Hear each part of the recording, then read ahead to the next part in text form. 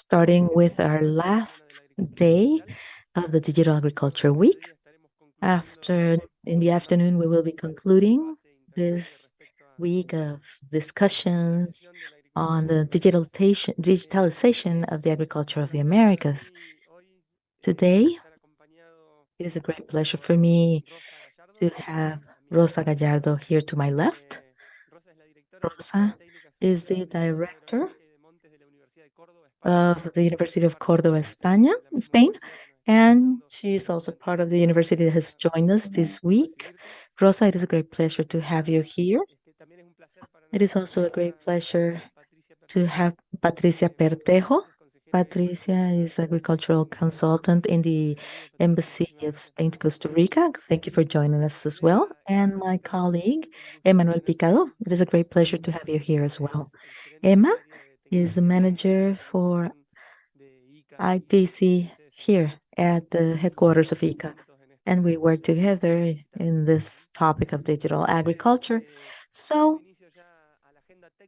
starting with the technical agenda of the event, we have a very interesting first block. We will have the privilege of having Rosa's presentation. Rosa, aside from being the director of the University of Córdoba, she is an agronomist and she is also part of the um, agricultural economy school in that university, which definitely has a very strong program in digital agriculture, and they're a great partner of ours, especially in what has to do with the capacity building, something that was mentioned yesterday. So without further ado, I'll give the floor to Rosa.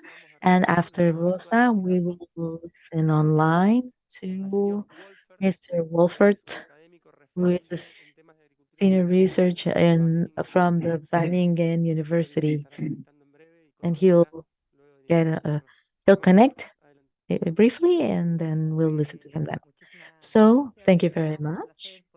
A great pleasure to be able to be here at ICA's headquarters to talk about a strategic topic for the future of agriculture, such as the transformation and adoption of digital agriculture. How can we move forward in terms of digitalization and not leave anybody behind? I believe this is a vision that we all have. All technological advancements have been very important, but there is a low adoption of this technology. And so I believe this is a challenge that we should all tackle together. And so once again, I would like to thank you for your invitation to be part of this meeting.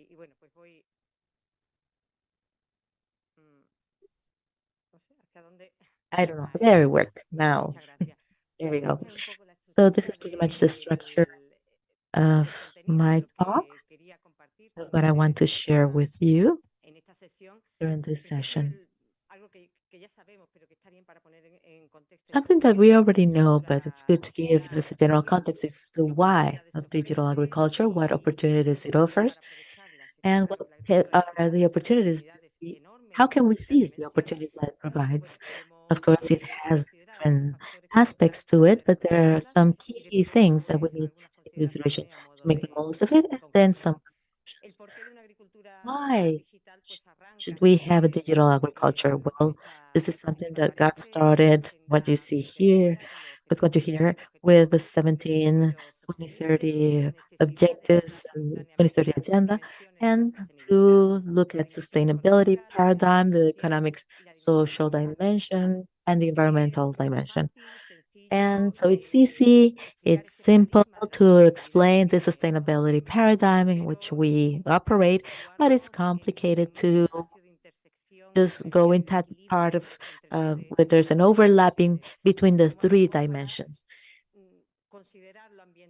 How can we take into consideration the environmental without forgetting that agriculture should also be profitable? It should generate employment. It should have cohesion. So moving forward, taking into consideration these three aspects is something that we need to take into consideration so that we can have the tool and the means to move towards sustainability. The challenge that we all have is to continue feeding the world, and that's why this is a strategic sector It is the sector that has to provide food to the world in a scenario that there are fewer resources such as water and general resources for the sector, and that's for, and we don't have a second planet to go to. So the problems are clear, and we need to protect the planet. This is an equation that apparently has no solution, but then we need to innovate. The only way to advance towards sustainability, efficiency, profitability is through innovation. And when we talk about innovation at this time, the digital transformation plays a very important role in this effort because of all the innovations that are taking place in the sector. Digitalization as a tool, as a means to be able to move forward in the three dimensions of sustainability. It's a matter of being able to listen what the soil, what the plant, what the atmosphere are telling us to obtain data from the soil, the plant, and the atmosphere and be able to transform this data into information and make it available to the decision makers so that the decisions are better made in terms of economic, social, and environmental uh, aspects. So the important thing here is to have good information, good data, so that we have good information and that will help us make better decisions. So what are the opportunities that provided by digital agriculture? Of course, it provides technical opportunities. It's much better to make decisions by measuring than by not measuring. It's best to make decisions by knowing what's the reality of our agri-food industry and the market, and based on said measurements, make decisions. And that's why digitalization can provide relevant information to make the right decisions. From the economic standpoint, the opportunities are clear. It can enhance productivity, reduce production and logistic cost by making much better use of resources, reduce losses and waste of food, which is a great concern nowadays, to increase the opportunities in the market, being able to have access to other markets, allow an early detection of production risks, uh, getting ahead of diseases and pests with all the possible impact they may have, and also to improve risk management.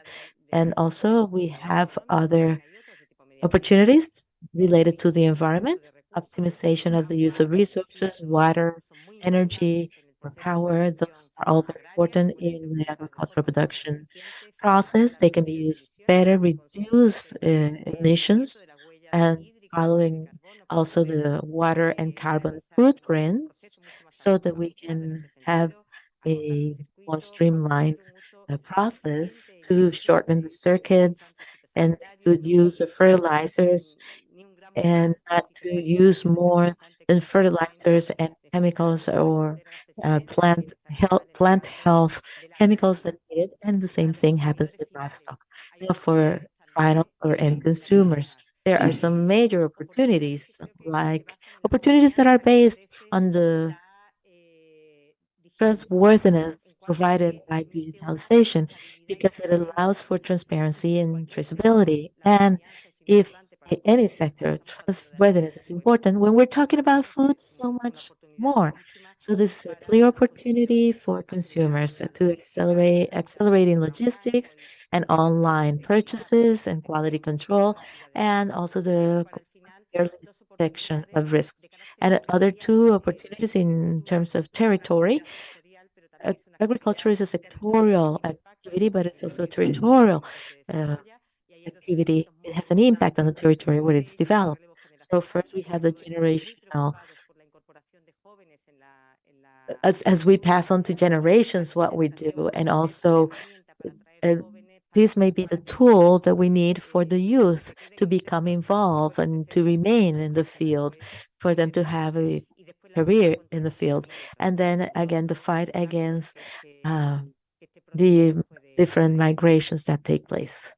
So again, what can we do to seize all these opportunities that we have on the table? Yes, there. Well, we're not seizing the opportunities. These figures are at the national level. Figures from Spain, only 30% of the agri-food companies make use of electronic trade. Only 5% use big data. Companies getting cloud computing services are only 24%. Companies that provide training in ITC to their employees is only 14%. Companies that have an internal ERP is only half of them. And we have two additional problems that are very important in the transformation of digital agriculture: connectivity and coverage. 73% sounds high, but we need it 100%. We need all agricultural and livestock, fishery production sites have coverage to be able to move forward in the adoption of technologies and also basic ITC skills. This is something that has been mentioned time and time again here because we believe that's one of the hurdles or the elements that we need to pay attention to so that people have at least the basic ITC skills to move forward. The technology is there. The technological advancements have been there. The use of blockchain, for example, this is a case that was applied in Subetica, the transformation of oil, biotechnology, another important technology. This is a variable sprayer of fertilizers to apply fertilizers in the right amount in the right place. This is a bar of sensors with NIRs to know exactly when to spray plants. In the case of livestock, the digital collars so that there's a better uh, production there. The precision irrigation, it's another issue. We need to decide when and where and how much to water plants, the location, placement of irrigation control sensors, non uh, then, drones and other vehicles to have better images, such as satellites and NMAs, and also to obtain information from NDVI, from the experimental farm that we have in Rabanales. So we have different sources of information from satellites, hubs, and drones, and mobile phones or cell phones that allow us to turn this information, this data into information. But the idea is how to improve the adoption. And in the adoption of innovation, how can we close that gap that divides those who have adopted the technology, because there are some who definitely bet on technology and have made some major effort in adopting it, and those who are still hesitant to everything that is going on. Maybe they have economic, cultural, attitude issues or training issues, or maybe there's just fear to change, rejection to change. And that's where we have to act, because that's the main problem we have. Probably it's not a technological issue, it's more a cultural issue or training issue. And those elements are the ones that we need to pay attention to. What are we doing from the University of Cordoba to try to move forward? We are focusing our efforts, or many of our efforts, in trying to enhance the training and the consultancy. This is for the agri-food systems in the industries. So, because we know that an obstacle to digital agriculture is the lack of training, and the main obstacle that they mention is the difficulty to hire staff with the right skills, the training of the people who can accompany the sector in this transformation, digital agriculture transformation period. They need to have the knowledge of the field and also the knowledge of the computer or technological skills. There's a cost, there's lack of external financing, and we need to answer those needs as well. But all of these things are key. And so we have developed a master's in digital transformation in the agri-food and forestry sector. This is something that did not exist before, and that's why we have worked closely with ICA for over 3 years to be able to collaborate and train these professionals so that the agricultural sector, the agri-food sector in Spain and here as well, can close those gaps and help in the process of doing this digital agriculture transformation. It's a master's at 100% employability because the sector is demanding this type of professionals. And a key characteristic is the close collaboration that we have with companies. Companies from the very beginning become involved in the training in the masters.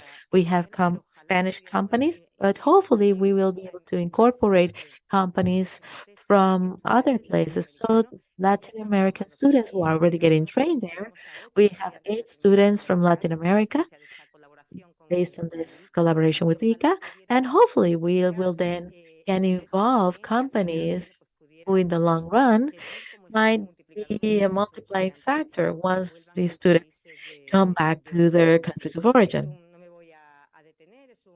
I'm not gonna dwell here. It's a master's that goes through the entire digital agricultural transformation process and knowledge needed for that. So ICA has given scholarships to these students, 3 scholarships who are enjoying this training at the University of Córdoba. And hopefully we will be able to continue consolidating this partnership and increase the number of students and obtaining financing so that the students who come from institutions and companies in Latin American places can get trained to be able to enhance our relationships and be a multiplying factor for the competencies for digital agriculture that are needed in the agri-food sector. So these are some details of the master's program that I'm not going to mention, but I'm also going to tell you about another training session possibility. This is the Center for Digital Competencies in the Agri-Food and Rural Sector. This is not only to train professionals, but the entire sector. We need professionals who accompany the sector, but we need the entire sector to have some digital competencies so that they can adopt these technologies. And here we have different surveillance, communication, and communication activities, demonstration activities at different levels as well, and the establishment of a network of demonstrators so that the stakeholders in the sector who may be interested can have some benchmarks of people who can demonstrate that the application of said technology is worth doing from an economic standpoint. It has a clear environmental impact and also a social impact. I'm about to conclude, but the idea is to talk about the different agro-tech innovation areas that we have in our school at the University of Córdoba. We have near sensors for quality control of food, then automation of vehicles applied to technology in agricultural mechanization, the use of digital mechanization and autonomous vehicles and drones and sensors and remote drones and sensors. That's something else that we're working on. And precision irrigation with the placement of on-site sensors as well. So the smart irrigation system is a platform that we have. So in a very simple way, we give different scenarios for precision irrigation to the farmer. This is another project that is a very interesting one for the control of communities of uh, who can know when, who, how much will they be watering and applying the irrigation. And this is something that artificial intelligence can be used for. This is for the use of digitalization in the mechanization, so the sprayers can apply the exact, precise amount, an adequate amount.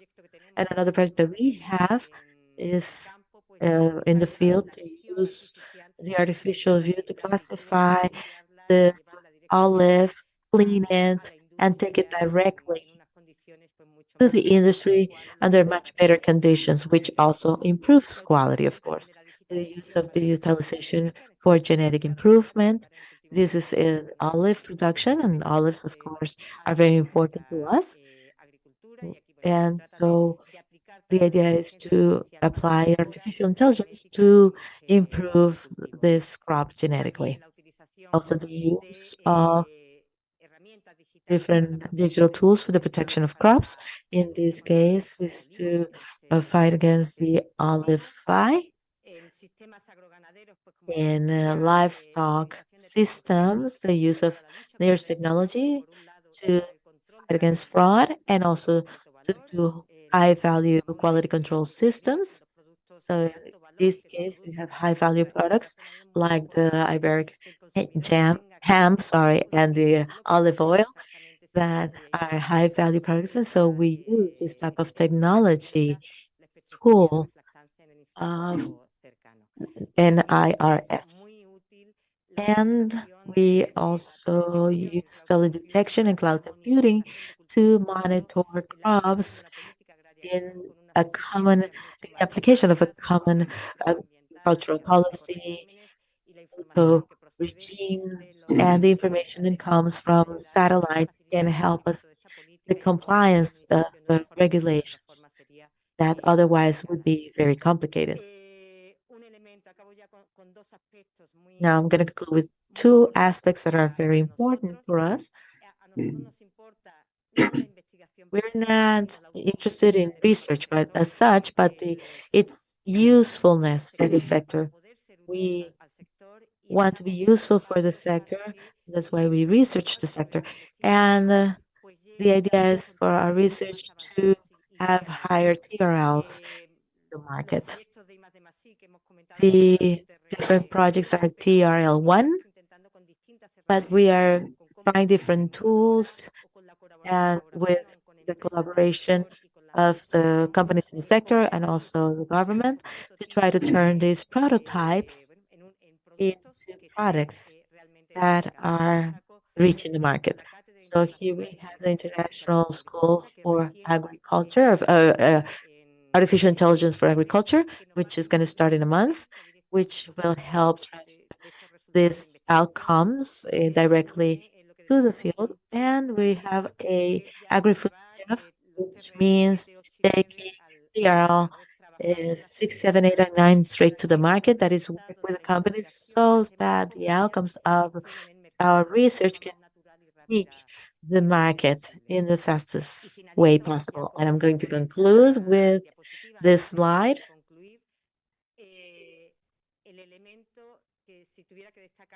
If I were to highlight one of the elements of all what we do, that would be partnerships. Nothing that we've done so far in terms of advancements in the transformation of digital agriculture could have been done alone. Our partnerships with farmers, with technological companies, with the administration, with the government, and the partnership with ICA. It's a strategic partnership based on trust, and where we have placed our hopes because we understand that the idea is to offer the sector a scenario of opportunities and for them to be able to use those opportunities or seize those opportunities. So we um, share our concerns for the sector, and then we can provide some good outcomes, satisfactory outcomes for the farmers in the agri-food industry, which is what we want to do. And to conclude, agriculture in the future must be productive, profitable. Farmers need to be profitable and also sustainable. And I would say that in the future, it's agriculture is going to be digital to be able to address all these aspects simultaneously. Technological advancements have been huge, but we need to intensify the adoption of the technology.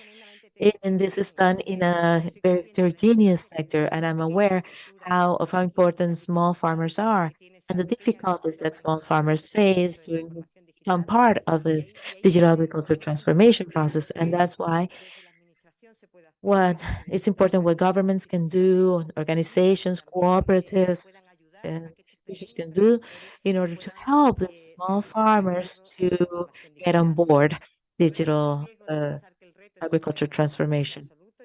Again, this is not just a technological challenge. We need to focus on other aspects that are not only the technological ones, like the generational replacement and training.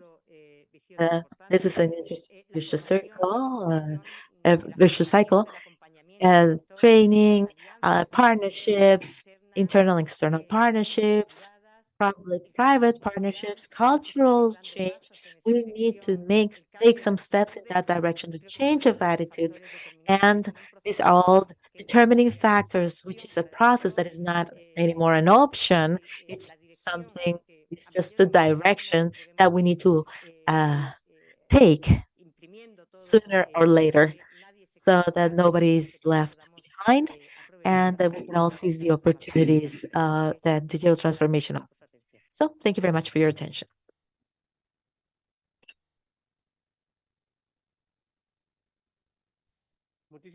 Well, thank you very much, Rosa.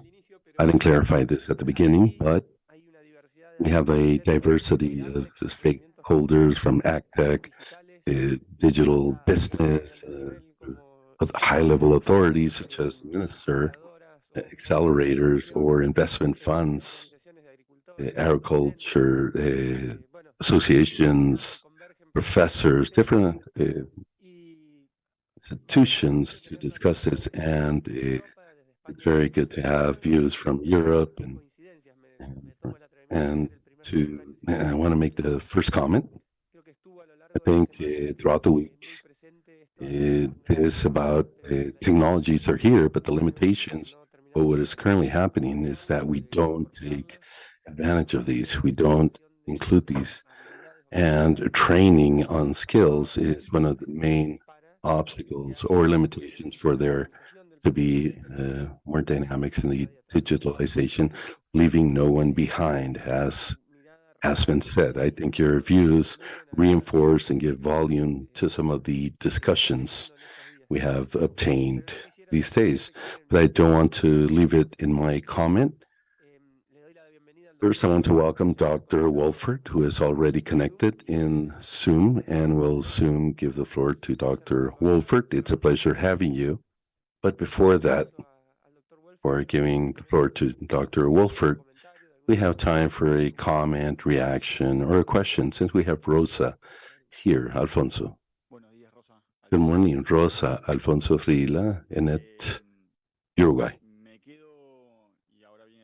I have the thought now that you, as university and generators of new professionals and knowledge, besides this master's course in digital, I really enjoyed your comment on short courses, which I believe is key, because although it's very important to train new generations, they're digital native, and want it or not, it's easier for new generations. But for those who are now in the field and have to adapt all these technologies that we're all trying to promote, I think it's very important for that.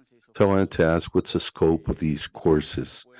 How can they be applied to Latin America? How can we make these easier for people to have access to? Thank you.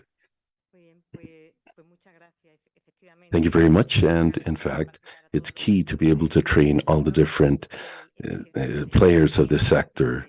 Aging of farmers is very clear, also in Spain. 4% of these farmers are less than 35 years. We have an agro sector in which we need young people, and it's key to train the sector throughout. In this case, these are training courses that we offer, adapted to various realities and levels, basic training, high training, medium training. These are courses with different lengths. They're all, over 90% of them are online. In other words, it can be taken in that modality. And initially, they're part of this training center in digital skills of the Minister of Agriculture as part of its national strategy on digital transformation of the agri-food sector. And so far, it's only available to players nationally.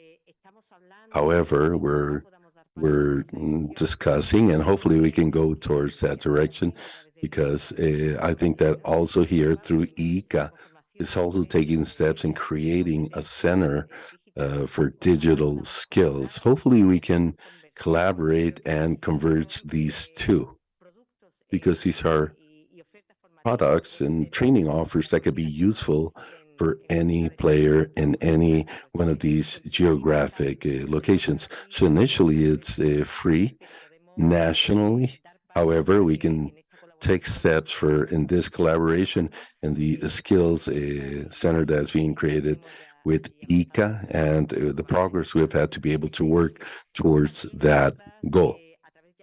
And through the university, with companies, we have other training products that are packaged and available also for free. And in this case, we can give details through ICA regarding the different training sources available, but that's the way they're offered. They're offered in discussions with cooperatives and agro associations, with these type of organizations that bring together farmers, and through that offer this training courses, visits also to experimental farms, and we showcase the ideas to take steps in different directions to improve the minimum skills. But a training center in digital skills for the agro sector is key, and hopefully we can collaborate. This is one of the topics that have come about these days. We've been here to collaborate in what we have and converge also, because it would make everyone stronger if we collaborate towards that direction. Thank you very much, Rosa. We have time for one more comment or question.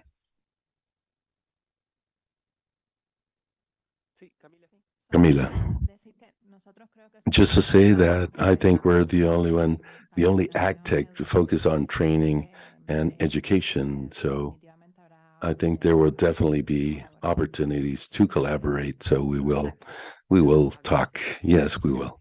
Thank you. Thank you, Camila. And in fact, Rosa and Manuel and the rest of the delegation of AUCO will be, in any case, today at the headquarters, so we can meet at noon. Thank you very much, Rosa, once again. Patricia, thank you for joining us, Emmanuel. And let's continue with our next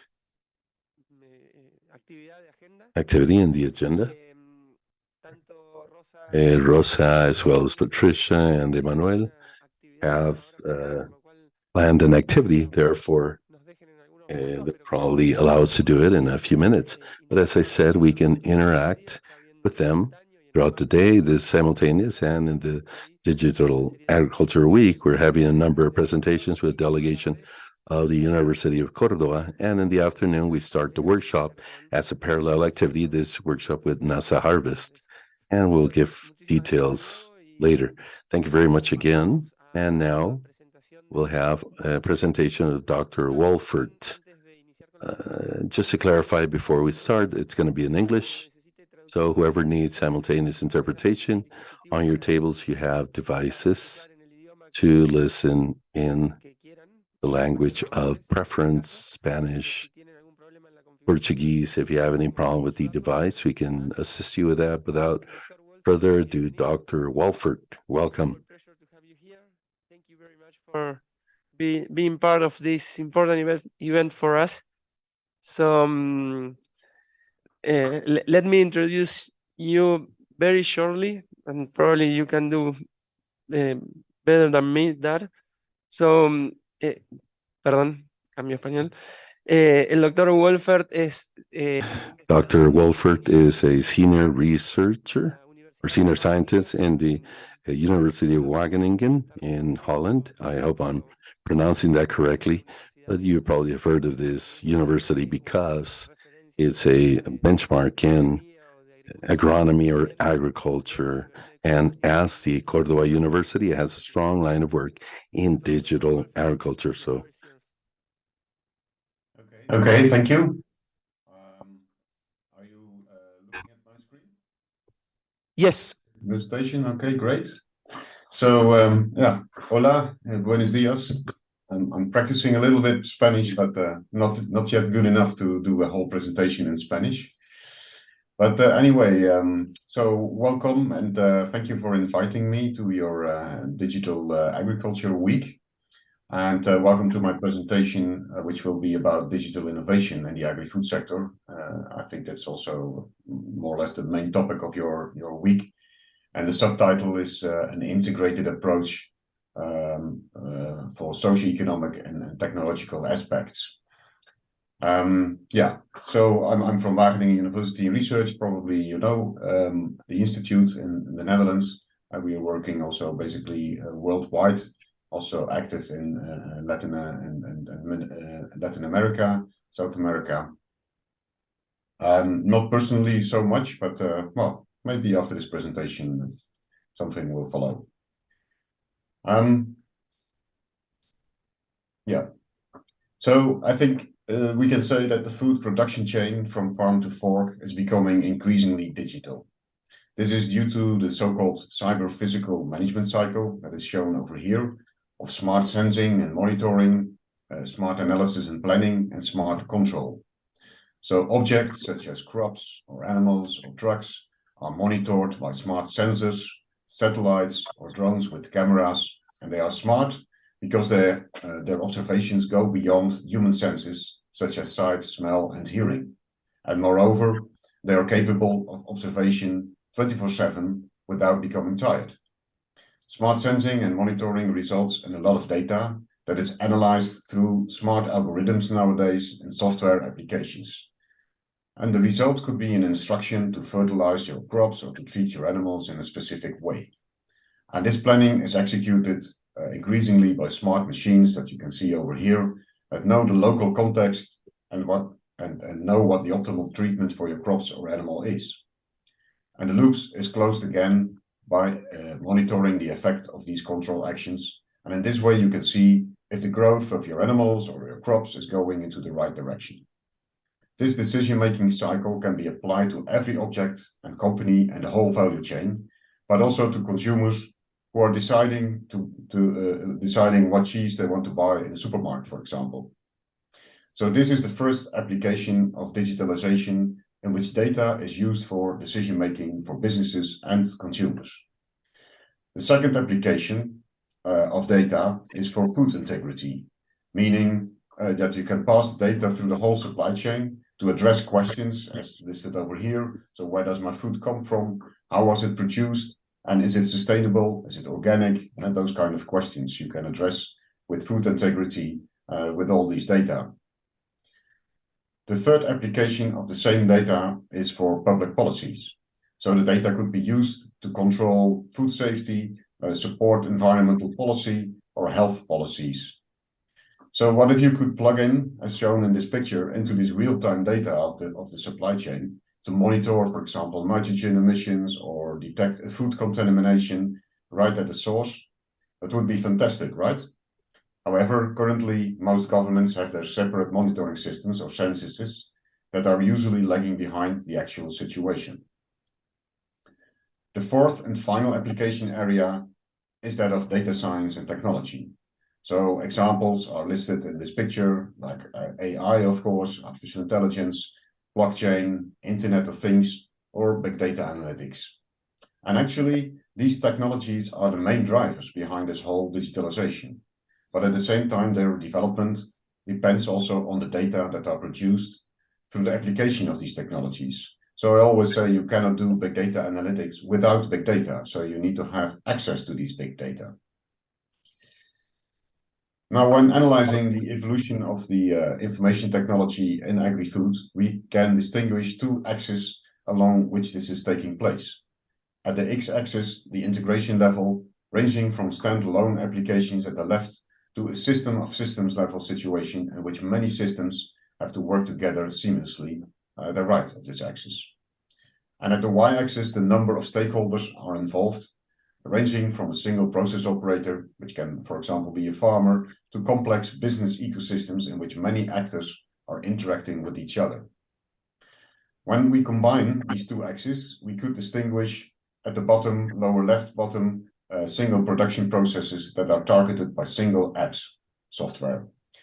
Farm management supported by farm information systems, food supply chains supported by chain information systems. And if you look also now at the y-axis, you see that the number of stakeholders or actors is increasingly becoming more complex.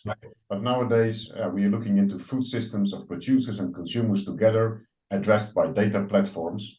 And finally, we are talking about a new food data economy that is based on emerging data spaces. And although the lower part of this ladder that you can see in this picture is still relevant and needed, we can identify a kind of twilight zone at the top. And so that is the current situation. So we are talking a lot about food systems in which the first data platforms are emerging, but it's still in the beginning. And we want to go to food data economy grounded in data spaces that are set as an important strategic goal here in Europe by the European Commission, but it is also still quite unclear what is actually the data economy and how do we organize these data spaces. And so that's also what we're currently working on. So now you can argue if this is just a continuous development or does it require a kind of paradigm shift? Well, we think it does, and let me explain what this paradigm shift is about. We need to go beyond user-centered design because in complex business ecosystems, it is not always clear anymore who are exactly the users or of various systems and data. So one time you are a user of data, but at the same time you can be a producer of data. And in this twilight zone that I indicated, the focus is not anymore on single systems to support processes or management, but on sharing data between multiple stakeholders in various different roles. So looking at the intersection of both ends of the axis, so at the upper right of this picture, you could say that we have a situation of systems of systems or ecosystems of ecosystems, where you can find multi-sided business models and also technical integration becomes rather complex. And finally, funding also becomes more complex in this twilight zone. And let me explain that. So the question is how to utilize public-private capital in this twilight zone. If we look at the common innovation pathway, and I think I also saw it in the previous presentation indicated by these technological readiness levels, you can indicate this common innovation pathway from invention through prototyping and piloting to market introduction and expansion. And it is logical how the public innovation support diminishes from left to right, while the amount of private innovation capital is increasing more at the right side.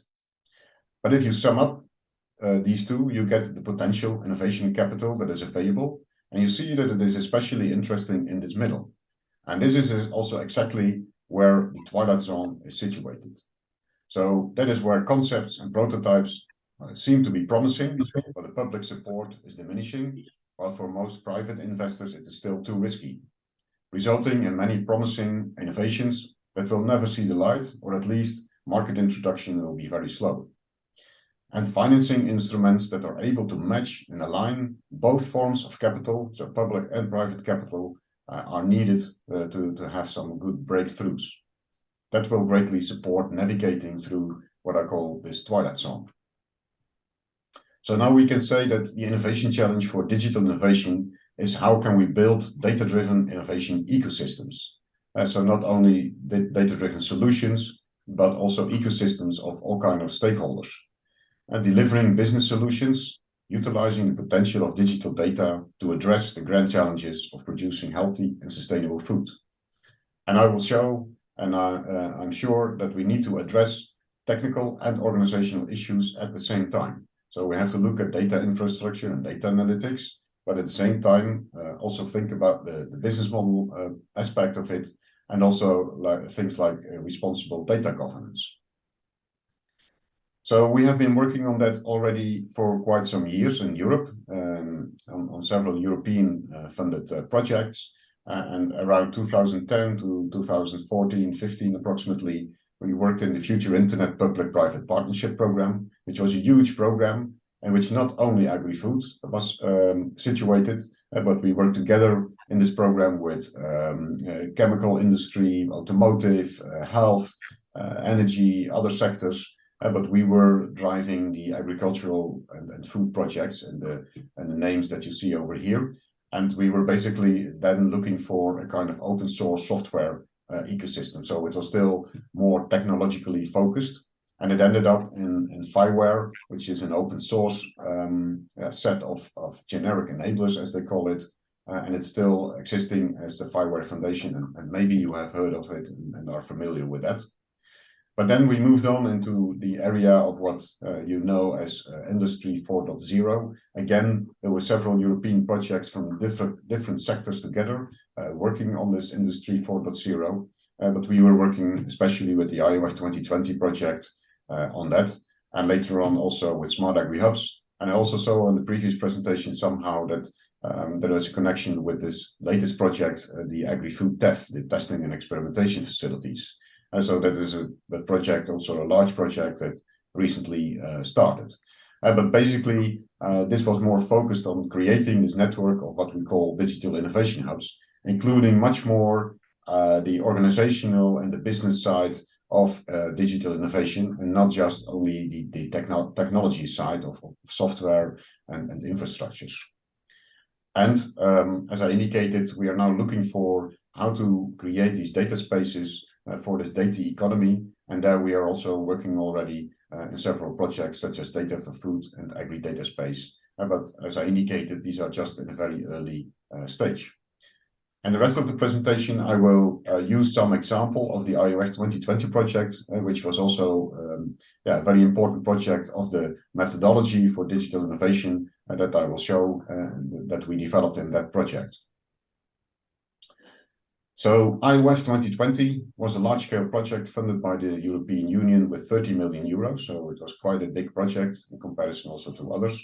And the overall objective was to stimulate a large-scale uptake of Internet of Things in the farming and food sector. And the heart of the project was formed by 33 use case projects from various subsectors, so dairy, fruits, arable, vegetables, and meat. And some of them were also focusing on organic farming. So as you can see on the map, the use case projects took place in various countries all over Europe. Let me use one example. I cannot show all 33. You can do that at the end. I will show a link where you can also look at the other use cases, but let me take big wine optimization as one of the use cases to illustrate how we worked on digital innovation in this project. So the ultimate challenge for this use case was to develop a sustainability footprint for a bottle of wine based on digital data. And this could be used as to differentiate at the retail level and target a specific group of consumers.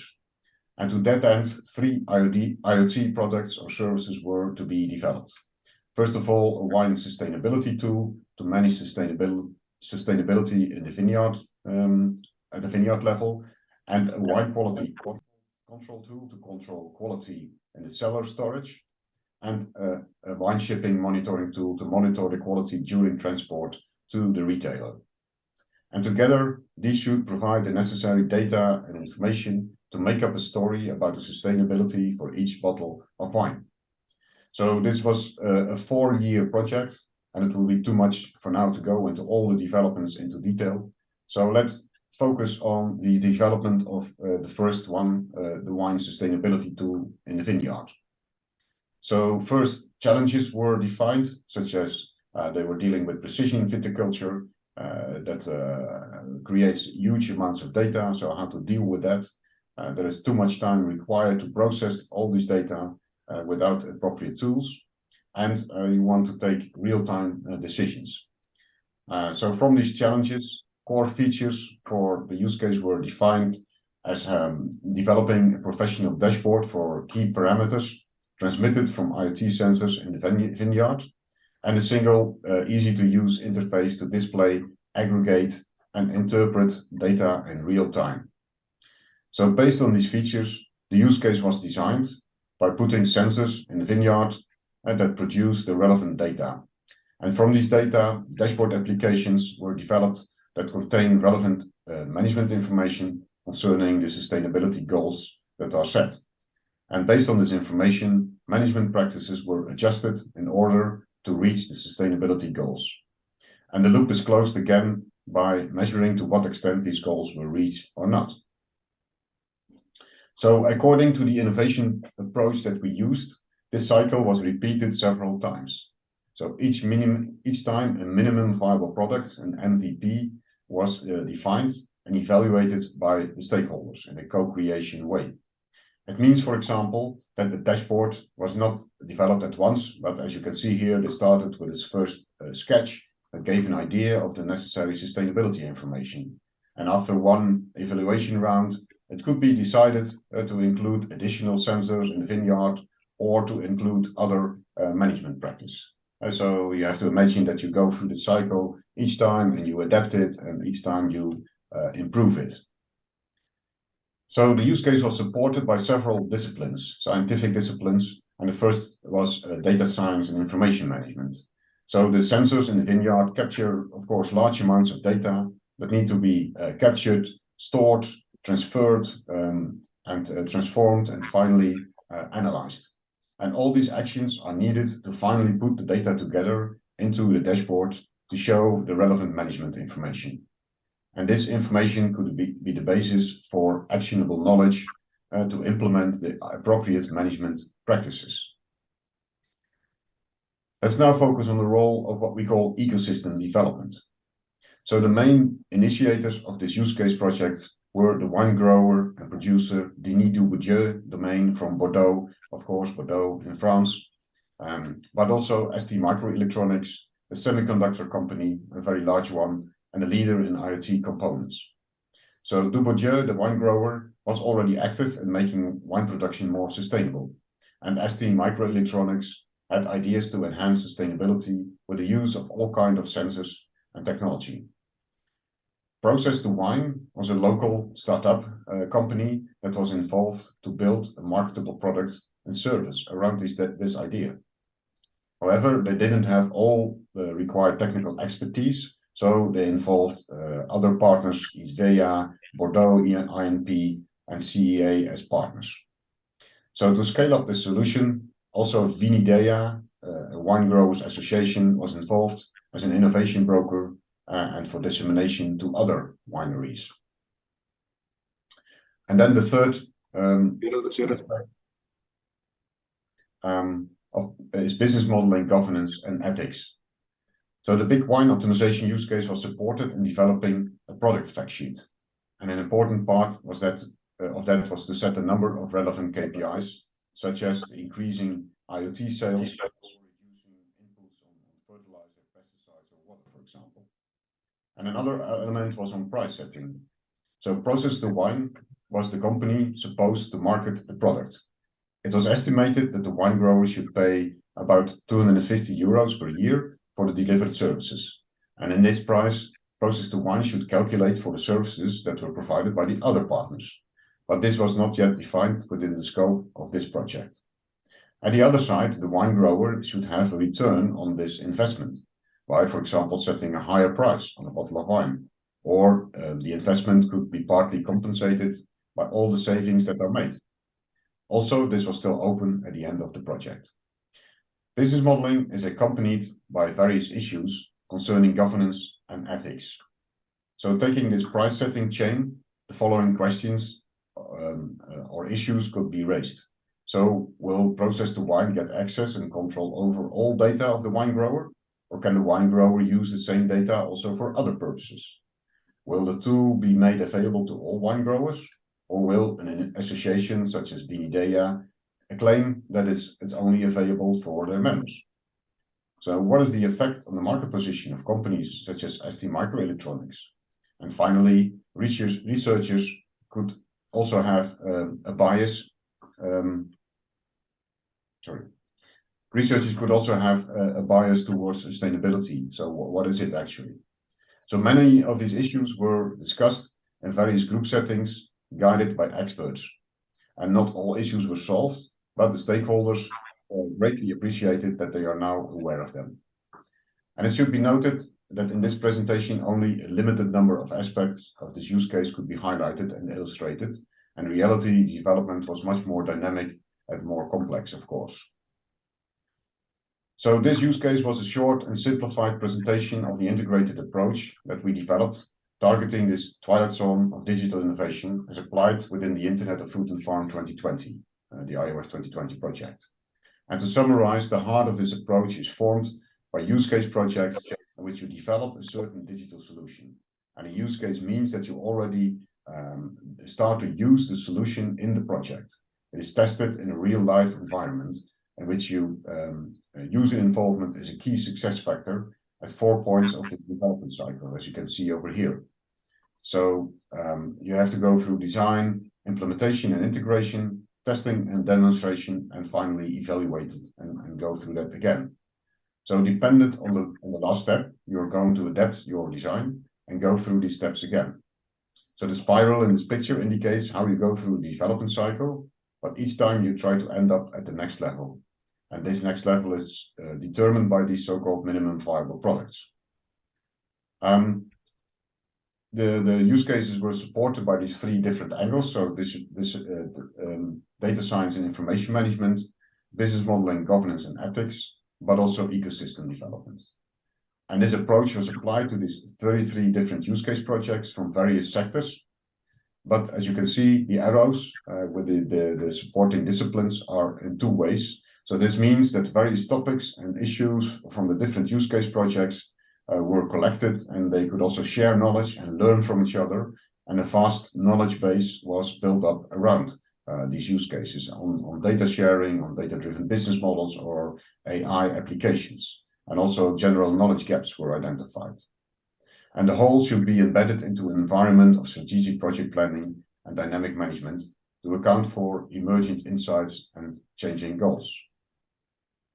So as I said, if you want to have a look at other use cases, you can go through this website, iOS2020.eu, and learn more about this use case, but also others. So I'm coming to a conclusion, referring to our paper that we recently published. You can see the link over here, and I will send it also afterwards, where we much more in detail analyzed these projects that we were doing, and also this method that we were developing. And it ends up in a kind of design principles or recommendations for digital innovation. So concerning a strategy for digital innovation, you should not focus, you should focus on a particular domain, but you should try to embed it in a cross-domain environment. So with different sectors from the agricultural sector, but if possible, also embedded in a larger program with other industry sectors. You should develop, I think, a well-balanced open ecosystem of different large and small players. So this combination, and the development should be driven by end users, sharing their common values and also sharing their business models.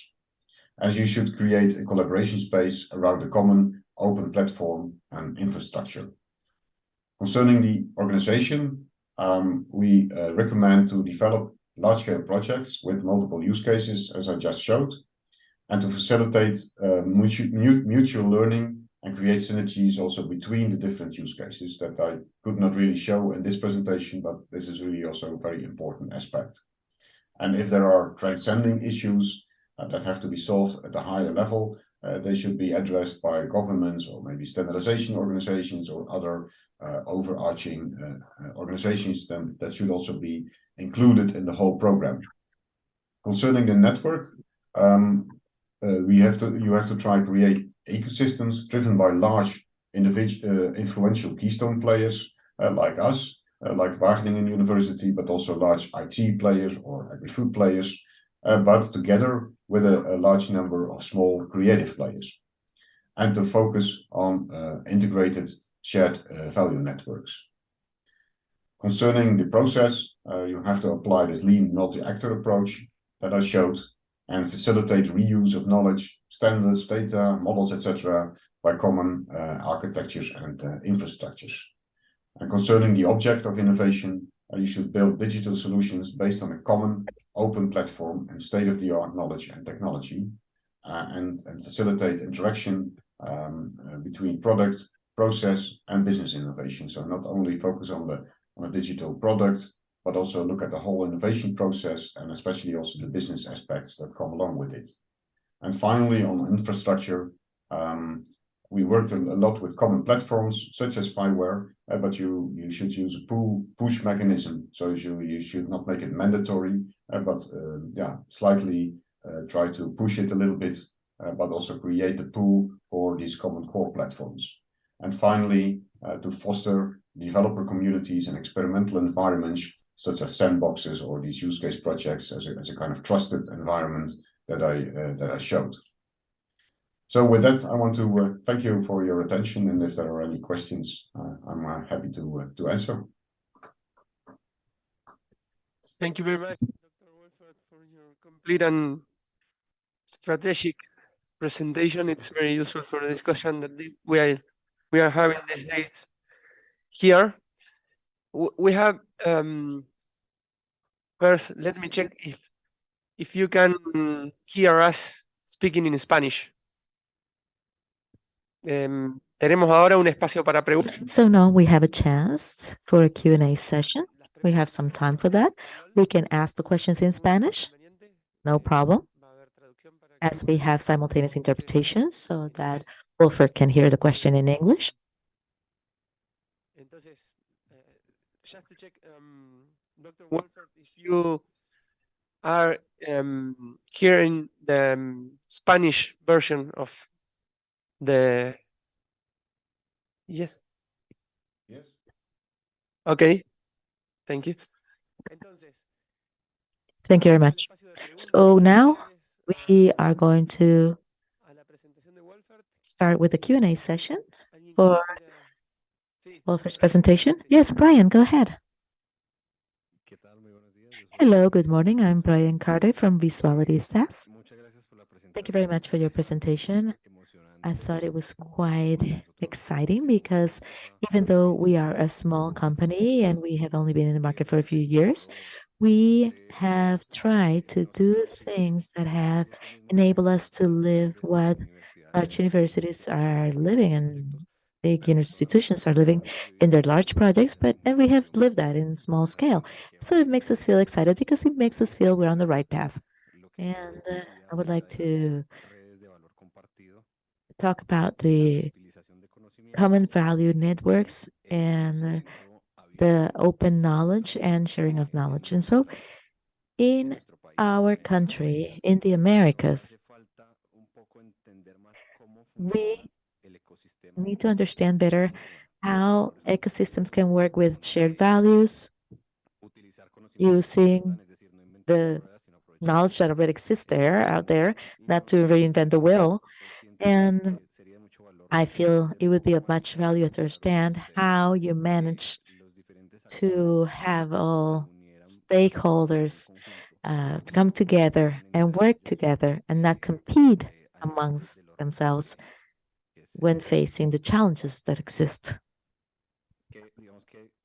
So what would be your advice?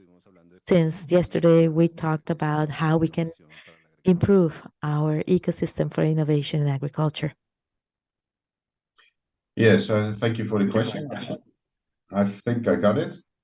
I had the English translation on. So as I indicated in this wine use case, so this was really taking place at a, let's say, a rather small scale local level. So it is important that at this use case level, the different stakeholders can meet, really physically meet each other and work with each other. So that's important. But as I indicated, at the same time, they were part of a larger project. So every now and then, we brought them together. Sometimes we did it also at a regional level, for example, in France, but not only then on wine, but also, for example, on vegetables or pig farming, whatever, so that they could still learn from each other about the domain-specific aspects. So, for example, on these business modeling questions or these ethical questions on data sharing. And then at the same time, sometimes we had also European events, and there, of course, we did not expect that, for example, we had events in Amsterdam or in, I think also in Madrid. You cannot expect that all the use case participants will travel over there, but then they were represented at least by one or a few persons, usually a use case leader, and they could represent the use cases, and then they could still share their experiences and also learn from each other, and also obtain knowledge from experts that were also available at such conference, and they could take it back.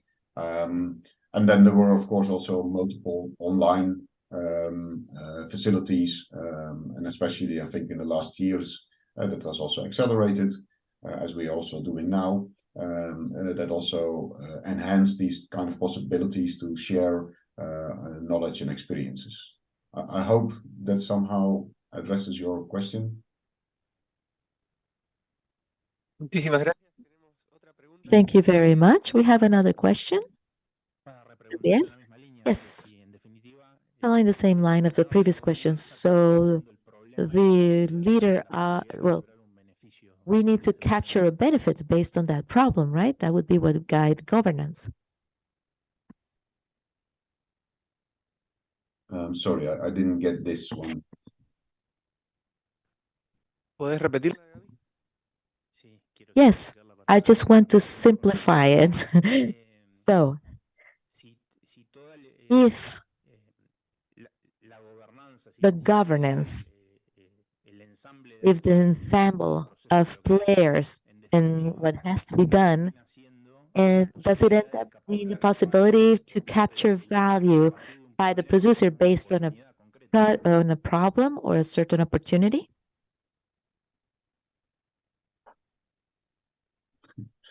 No, sorry, the connection now was hampering.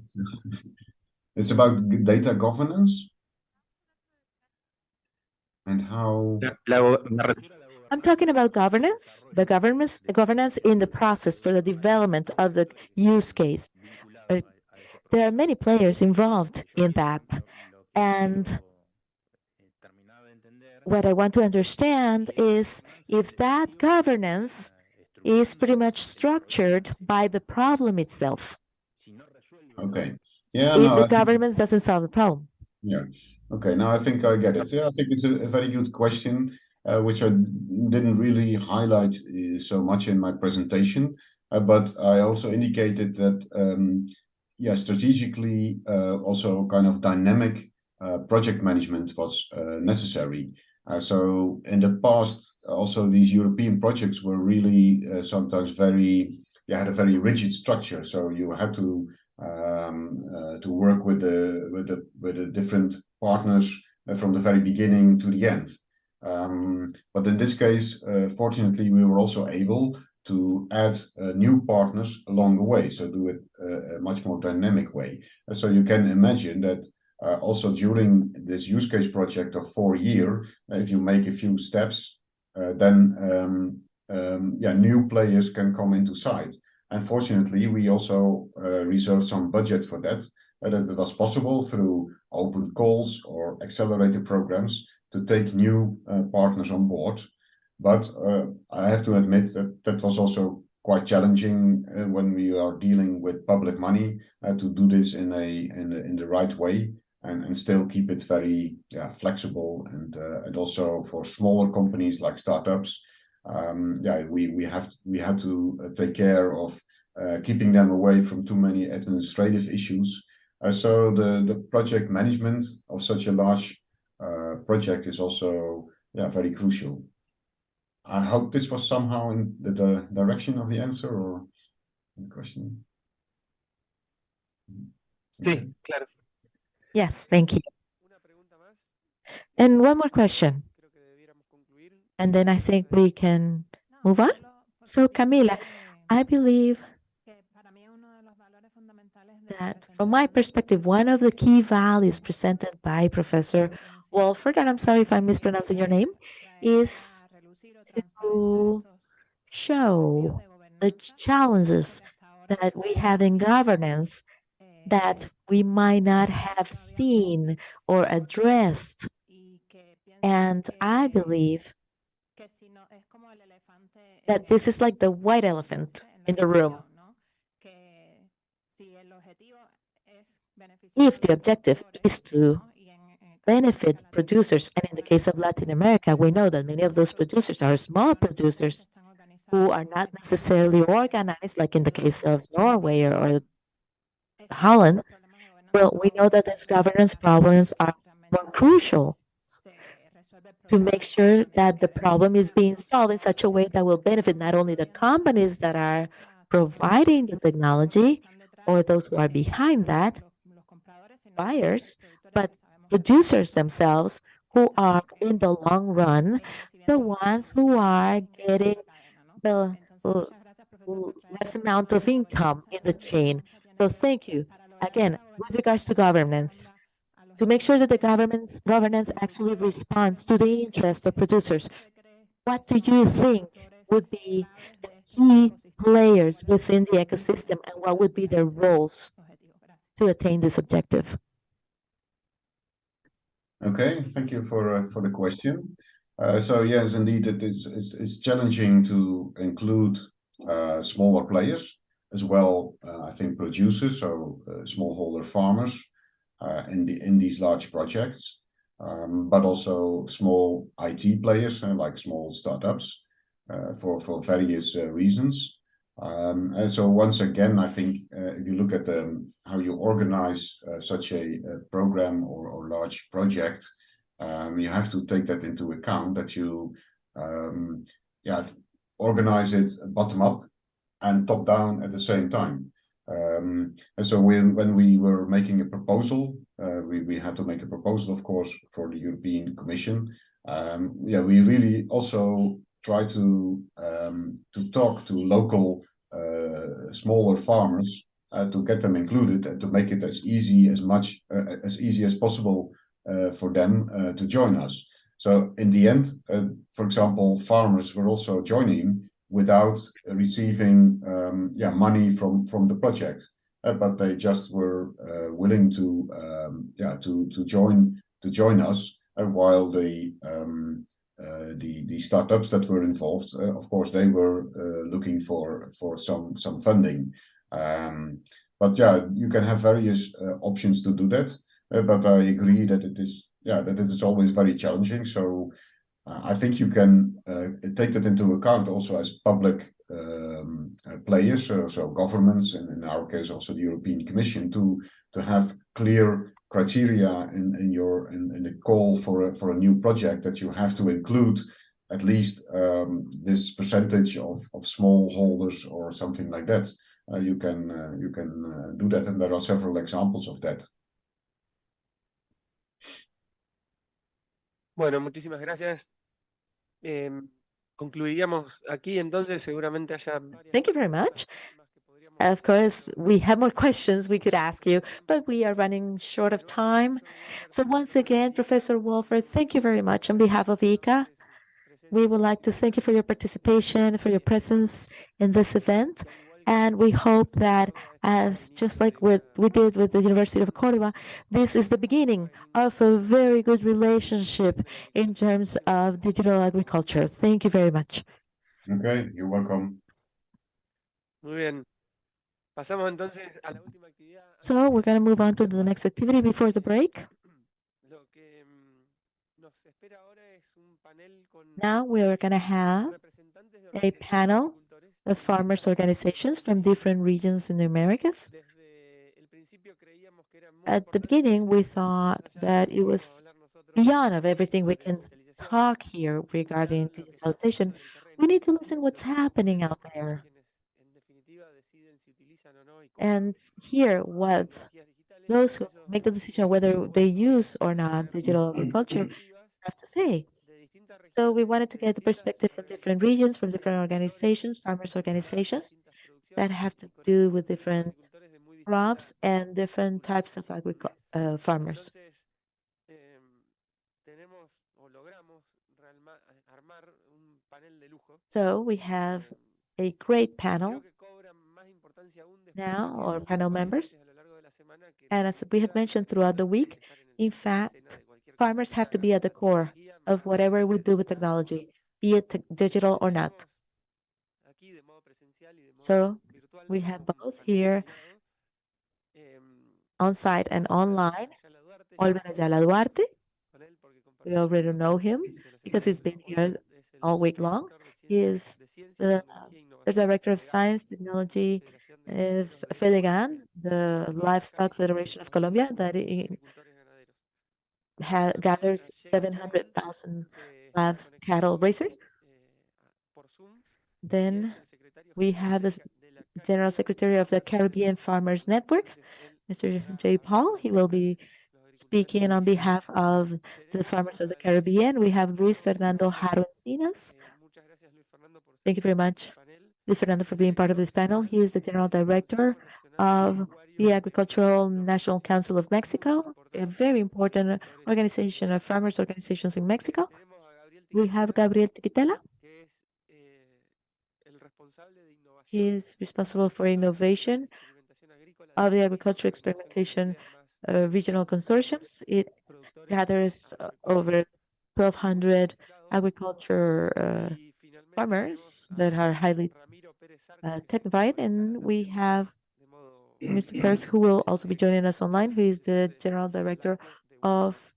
the Dairy Product Para iniciar entonces vamos a Association tener in breves Guatemala. presentaciones de So we're going to los have representantes de las organizaciones de agricultores representatives y from luego un different espacio de preguntas. members of this farmers organizations and then a Q&A Efectivamente, session. como habíamos planeado en agenda, According to the le agenda, daría entonces la palabra a I'm Gabriel going to give the Tiquitela de floor Argentina to para Gabriel contarnos Tigitela sobre in CREA, Argentina so he can tell us about CREA, lo que está ocurriendo con los what is agricultores going bolivianos on y with la CREA's digitalización farmers y lo que and CREA está haciendo digitalization respecto and a what they're promover la doing digitalización de la to agricultura. foster the digitalization of agriculture.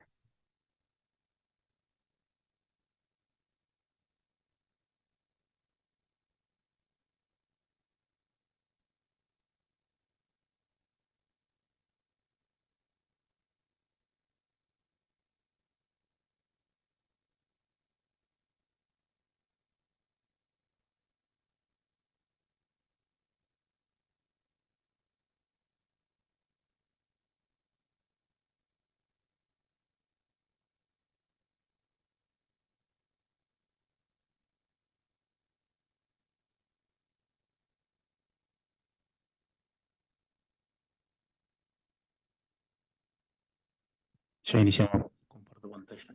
So I'm going to share my screen now.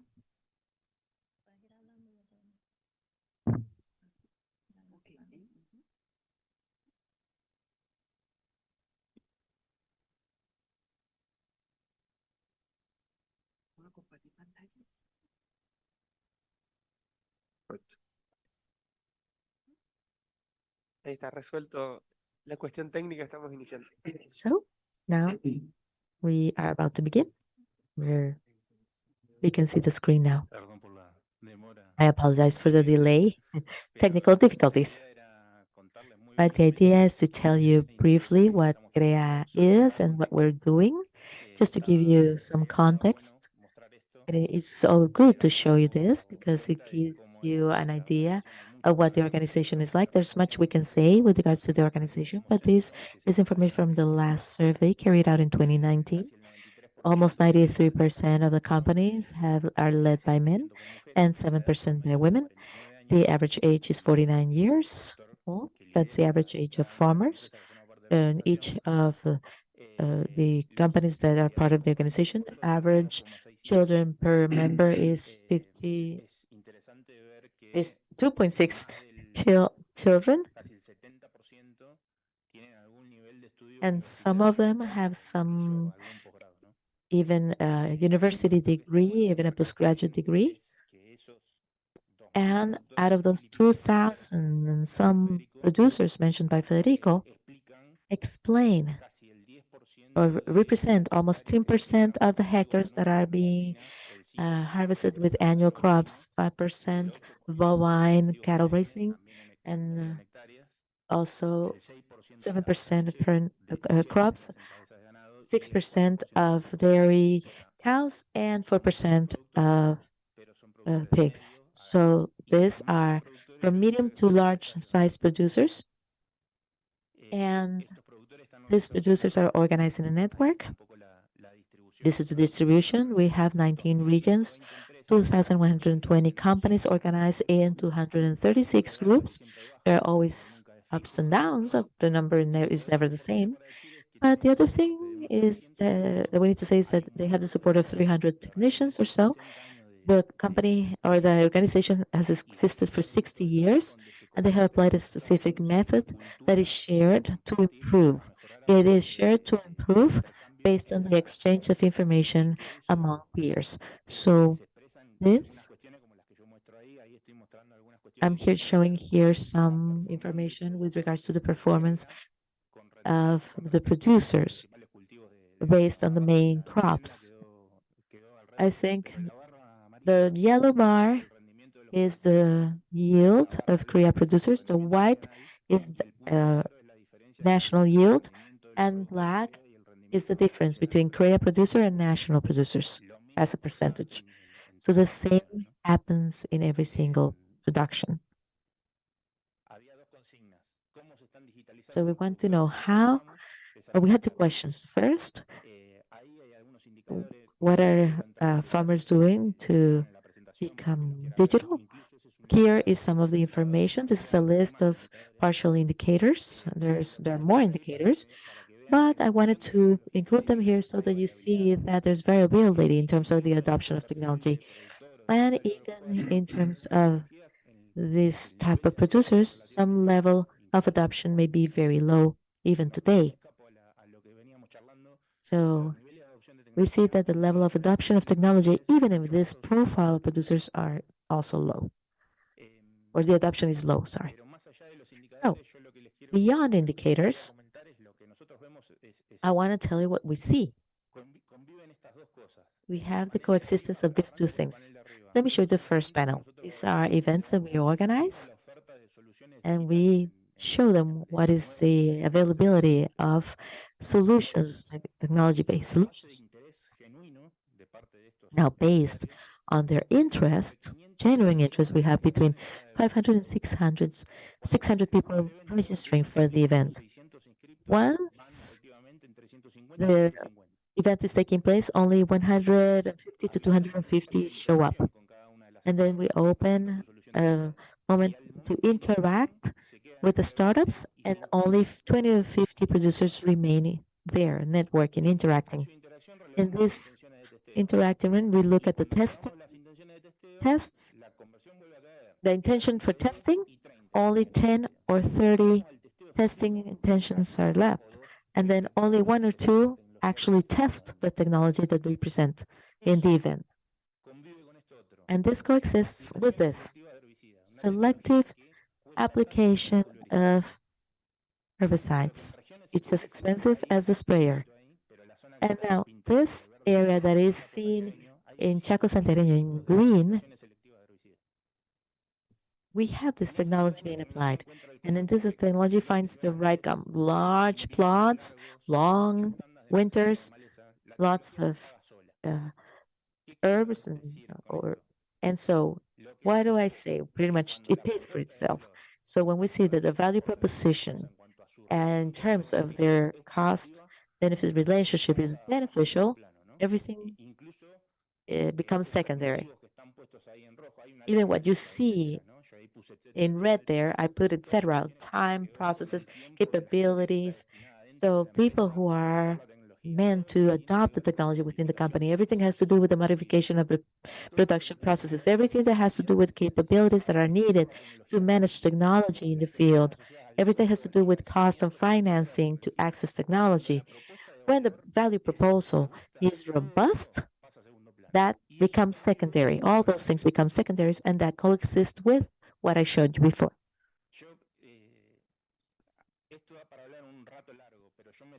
We can spend a long time talking about this, but I wanted to mention this as well, which is not part of the questions we were asked. And many of the technological solutions available are innovations.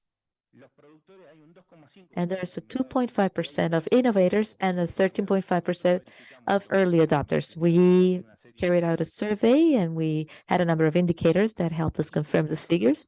And the supply is very wide, varied, and never ending. And within the supply, we have different levels of development. And this is something that is taken from a conference organized in 2017. And this presenter said that people hear about big data, machine learning, artificial intelligence, and producers have reproduction, quality, food problems. So there's a gap in the communication. And this explains somewhat what I was explaining before. Y encima, cuando se vence esa barrera de comunicación, incluso al productor no le hablan de lo que le interesa. The producer's not told about what he's interested in. This is something we did in Korea. We asked the producer what they see when they analyze technology. And 70%, almost 80% said the first thing I analyze when I see technology is cost benefit. And when a producer is spoken to, they're not explaining what the cost benefit is. All this determines that at least the producer to be a bit confused before this panorama. The second purpose is what CREA does to promote digitalization. We developed in that process framework. And this part before the arrow that says creation, we have the actions that we promote to link the producer to the technology developer. And on the other end of the 5 arrows, we have all things related to internationalization of these enterprises to seek this link. And we organize it by stages in those 5 different segments. In creation, all the actions related to generating development ideas. In prototyping, everything that is between the idea and obtaining the prototype or minimum viable product. And then the incubation, that is between the minimum viable product, the pre-commercial or recent commercial product. And then everything related to testing, validation, and then dissemination and scaling of the product in a more mature stage. And everything we engage the producer. In the first stages, what we do, and this is just an example of a specific action. We describe a problem and we take it to the places where there's capacities to develop technological solutions with industrial design capability. We establish the issue and we seek the development of solutions. Immediately after that, the students are involved in the developing the solution based on the issue. What they do is say it's very good, the issue was described, but I need to speak to a producer because I want to see the actual problem in practice. And those that are in orange are agro producers, and the ones in blue are students. And field is the problem, and it's managed this way. This is in the design stage, but in the next stage, which is in solution construction, that's another specific case. The one on top is a CREA producer, Caña Pilaga, the one below, Diego Heinrich. He's an Argentinian entrepreneur. He had a startup called Carne Aliada, and you put these two in contact, and the solution, and this at the end generates a solution like the one you see, which is a traceability system to capture a differentiated value with the life cycle of the meat cut that is being offered. So I see a news ad that the QR code had reached a market like Saudi Arabia, and there is a differentiated value based on that meat cut. And I back up. This is in the design stage, and this is in the solution creation stage. And in incubation, the final part of the incubation is a demo day in which the entrepreneurs that were involved in CREA present to the producers and potential investors what the solutions are. That picture is in the central hall of CREA Buenos Aires, and everyone who's listening to the presentations and then involved in the network. Most of them who are there are agro producers. And as far as testing validation, same thing. We take these solutions to the field to link the producer with the person who's offering technological solution for them to interact, get to know each other, and share. And as far as dissemination and scaling, that screenshot, which is assumed, that's the first meeting of the Angel Investors Club in CREA. That was a year ago. Now it's formal from beginning to the end, since an entrepreneur is in contact with a problem or a challenge until a company becomes international, gets their first funding. We try to engage the producer to be there always. And I finish with this. This is not standalone. There are two additional pillars that play together with this. One is generation of base information. There's two screenshots of two papers we produced. We try to understand the offer and the demand. We try to understand which are the successful paths of startup development to then replicate with the projects we incubate. And we try to understand demand to tell the offer that when they speak to demand, tell demand what they want to hear and explain what the demand wants to hear. And then training. We have two greater approaches to that. There's investment and co-development. The producer wants to invest in a startup, they must understand how to invest in a startup. And when they want to get involved in co-development of technology, same thing. That is all. Thank you very much, Gabriel. Very thorough, very specific. The vision you brought from Argentinian producers regarding their digitalization advance and what the Producers Association is doing. Now I give the floor to Albert. Albert, as we said, Subsecretary of Science, Technology, Innovation, Colombia, Fedegan. And thank you very much. Can you hear me? Perfect. Thank you. First of all, greetings to everyone. Thank you for this invitation, Federico, to Mario, Humberto in Colombia from IICA. This week has been quite revealing for me. I'm taking away many concepts where we have to advance in Colombia. And of course, even more in livestock. And I would like to start the short video. What would it be if our lives without these livestock producers?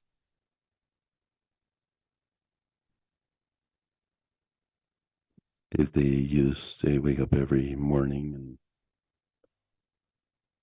and who knows when their day ends.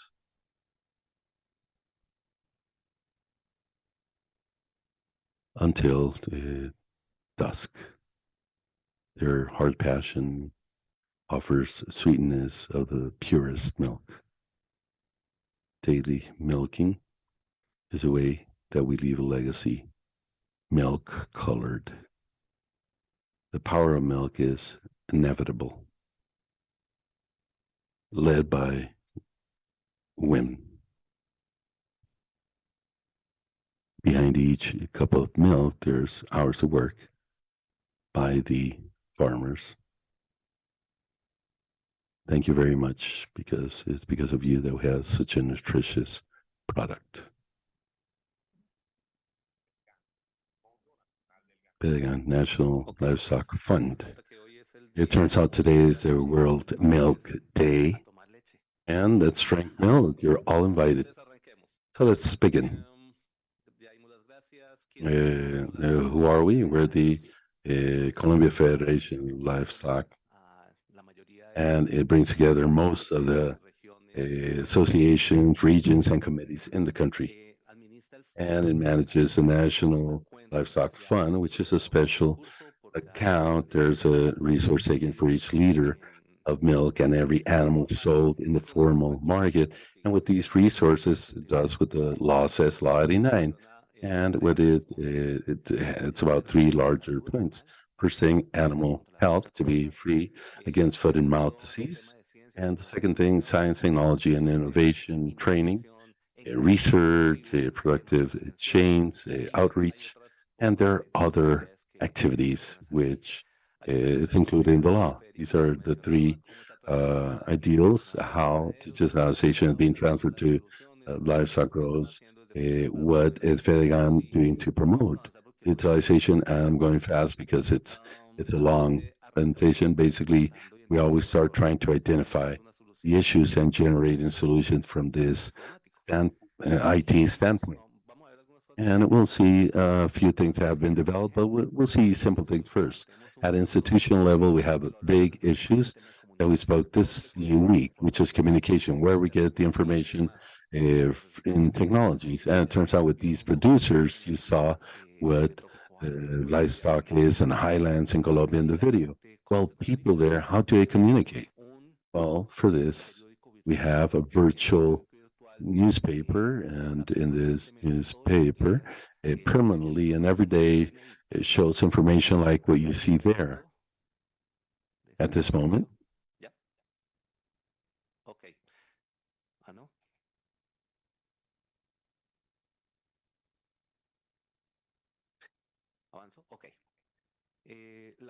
Should I continue? So the last measurement placed this paper in agriculture as #1 in Colombia, with close to $500 visits per month. And when we check where these visits were from, half is in Colombia, but there's also visits from Argentina, Colombia, Venezuela, Mexico.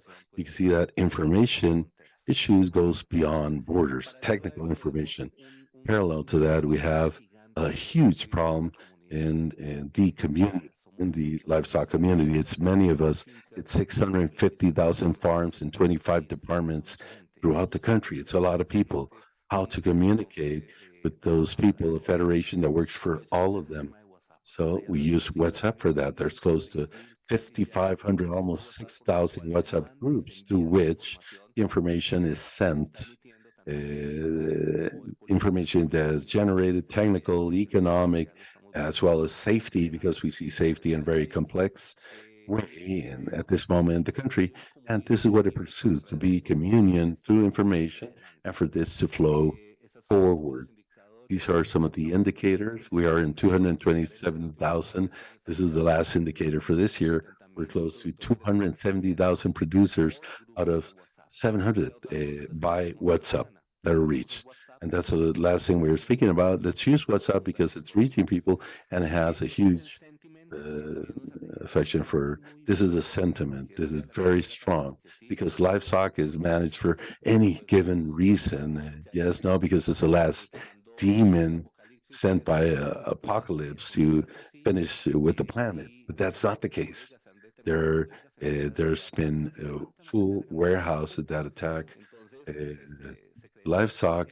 So there was a strategy in networks with all the Fedegan employees and funds were acting. The sentiment was very negative 3 years ago, 2 years ago, when we started, and nowadays it has this result. Every time attacks come, they get away, not to fight about, but they must demonstrate with scientific data that that's not the case. We have another problem, which is safety. I would say livestock is a biosensor to identify safety every time there's an uproar in security. The first person who is affected is a producer. You can see a farmer abducted in Casanare, and there are also some livestock, it's called carnea, where they steal the best animals during the night. And there's another farmer, 86 years old, who was abducted a month ago, and nothing has happened. So we're bringing together the community. So we created this community for every farmer to have this app in their cell to be able to denounce this as soon as possible. So there's ongoing communication with the authorities. As far as livestock news, we saw the robot Kadia. This is disseminated everywhere. I think we've had 500 it hits this month, the Nino phenomena is coming, so this information flows in specific livestock matters. Most of the National Livestock Fund goes to vaccination. We have to vaccinate 30 million heads. We're the 12th biggest inventory in the world.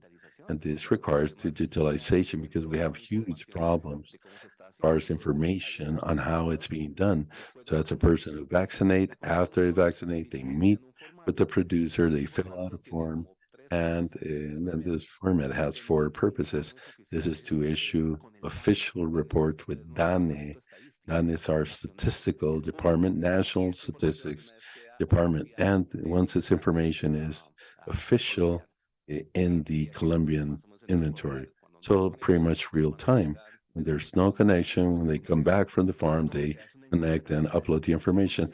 We also, it serves as a livestock survey. We spoke about how information flows. So we use that form to make specific questions or strategic questions for everyone, and that is part of the survey. And third, the registry for vaccination for the animals is also digital. This was very expensive. We used the IT people, but it was achieved. Now the next step is programming, to do programming virtually. We also have an app on animal welfare. We're advancing in exports.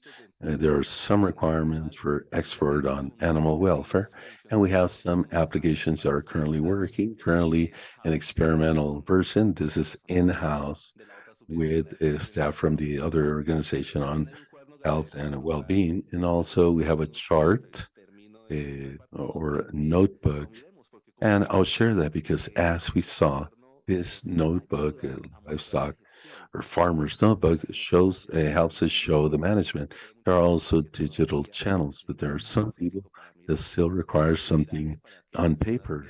So there's an addition for those who don't have the digital capability.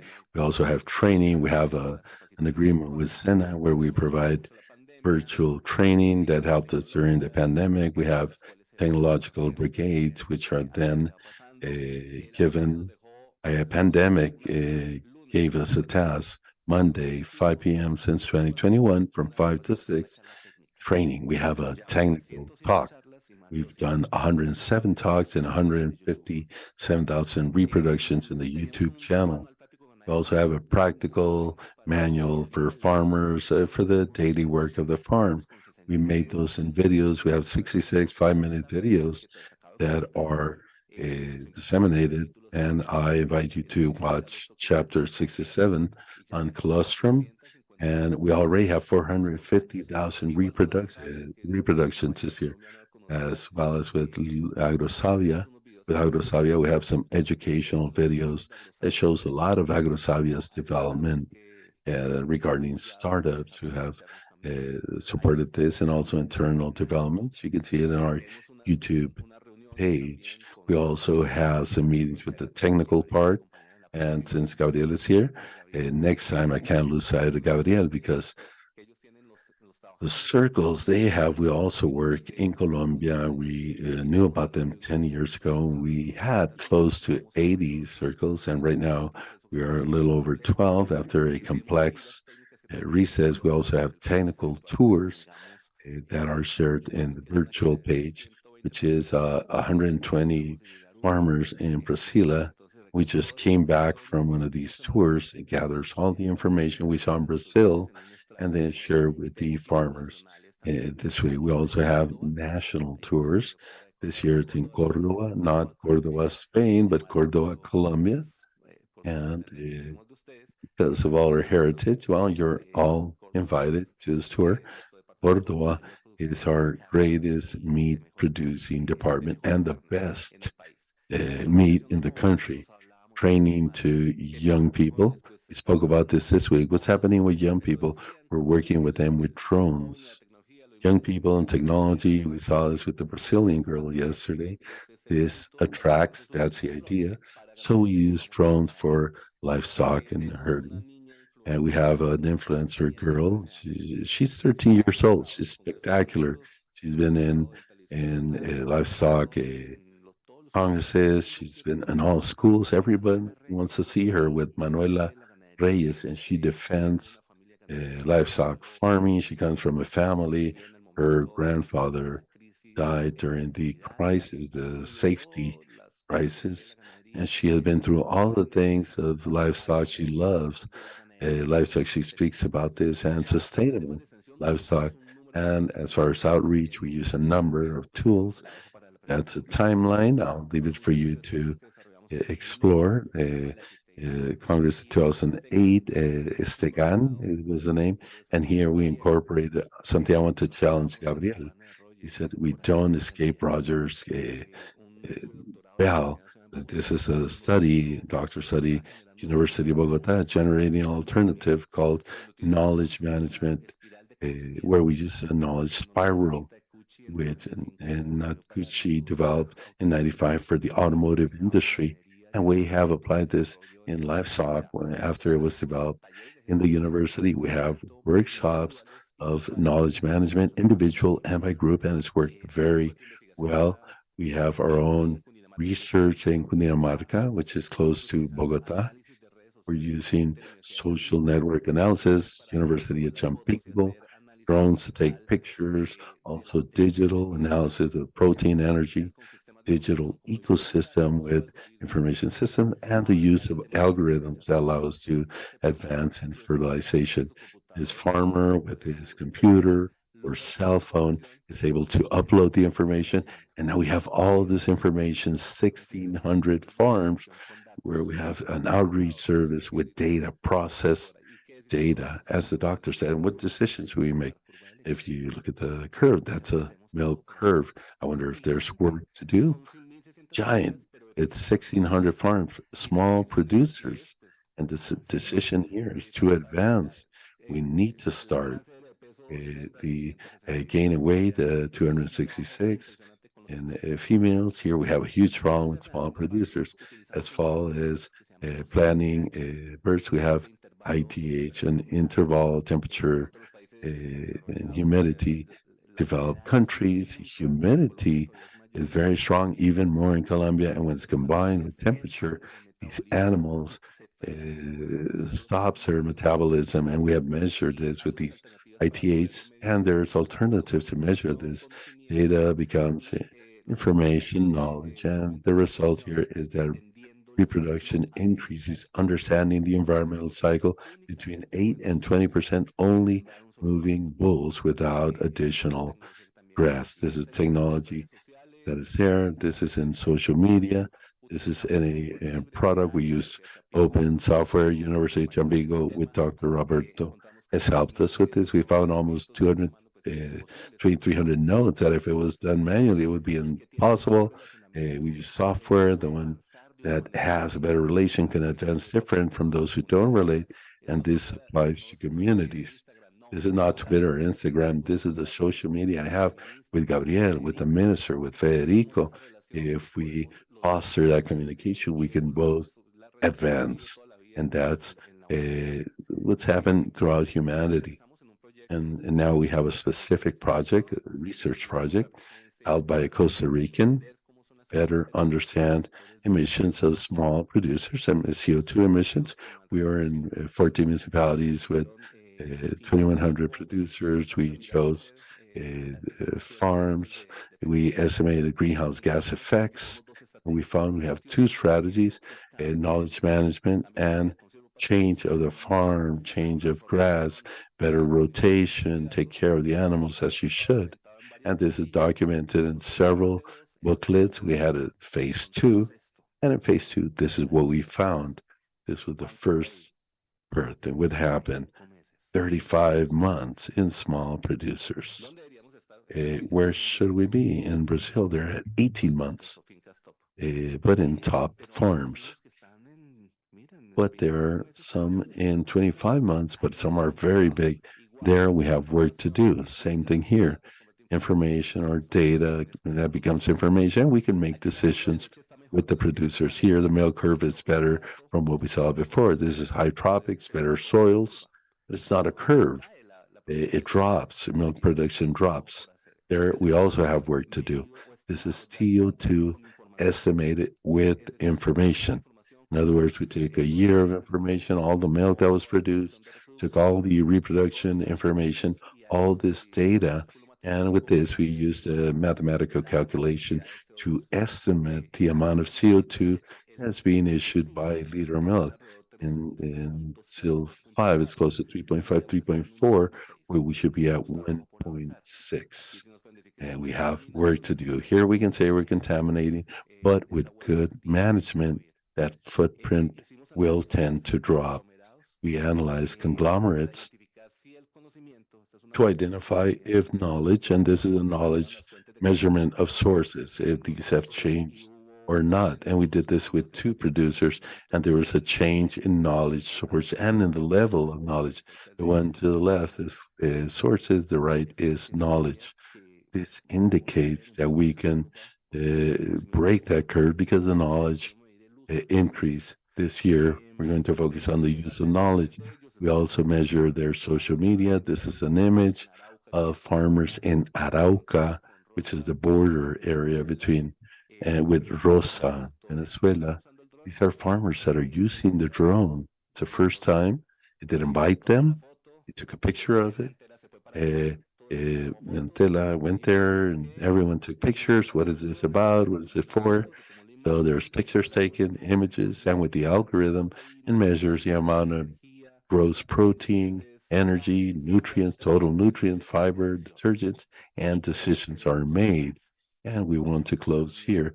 Let's listen to this 10-year-old girl.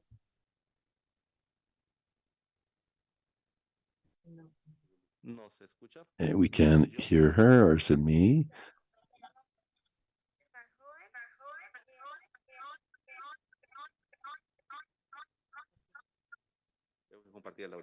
Okay. I would have to share the audio. How can I do that?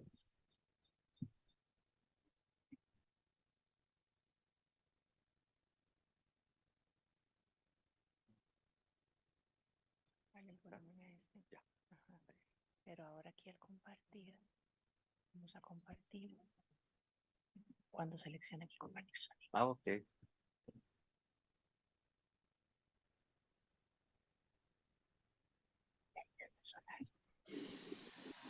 Buenos días, soy Juana Good Gabriela. morning. I'm Juana Gabriela Guerrero. I'm 10 years old. I'm in the 5th grade of elementary school. I'm a member of the cooperative for young contributors. And what my dad gave me for my birthday is to be part of the cooperative because I want to have savings for when I'm an adult to study. So, agri-technology. When you speak about sustainability, the farms we visited that high level of sustainability don't say, no, my CO2. They start saying, we have 9 generations or 5 or 6 generations where we are a company and we ensure social responsibility. And this is what we want to see. I did it purposely because we have huge work with Camila, with Colombian societies. Thank you very much. Thank you very much, Albert, because of this oversight of FEDEGAN and what FEDEGAN is doing in digital agriculture. Now I want to give the floor to Luis Fernando Harbencina, Director of the Agro Institute Mexico. Luis Fernando, it's a pleasure to have you here, and I give you the floor immediately. Well, thank you very much, Federico, and I would like to congratulate the ICA for this second run of the Digital Agriculture Week. I would like to thank and congratulate Manuel Ortero and Diego Montenegro, who is our representative in Mexico, the representative in Mexico. And I would like to congratulate and greet all of those who are in Costa Rica and also joining us via YouTube. And it's also a great pleasure to be able to share with the other panel members of Guatemala, Argentina, Colombia, and the Caribbean. And it's lovely to be here in this panel of farmers organizations and to see what we're doing in order to deal with this topic of digital transformation.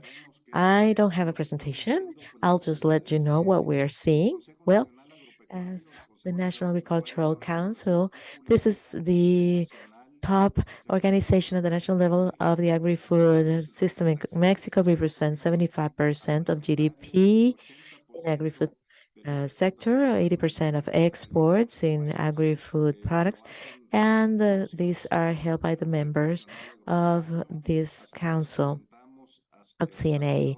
We also represent 1.8 million producers, and something that's interesting that I would like to talk about is the CNA gathers the entire production chain from those who produce inputs, seeds, machinery, technology, pesticides, crop protection, fertilizers.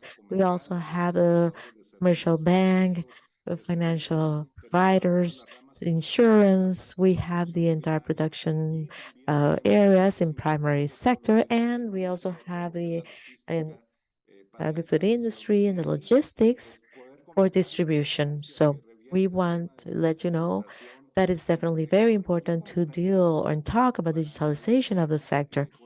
And to start with the topic, I would like to say that what has led to being able to talk about innovation and digital transformation is a need.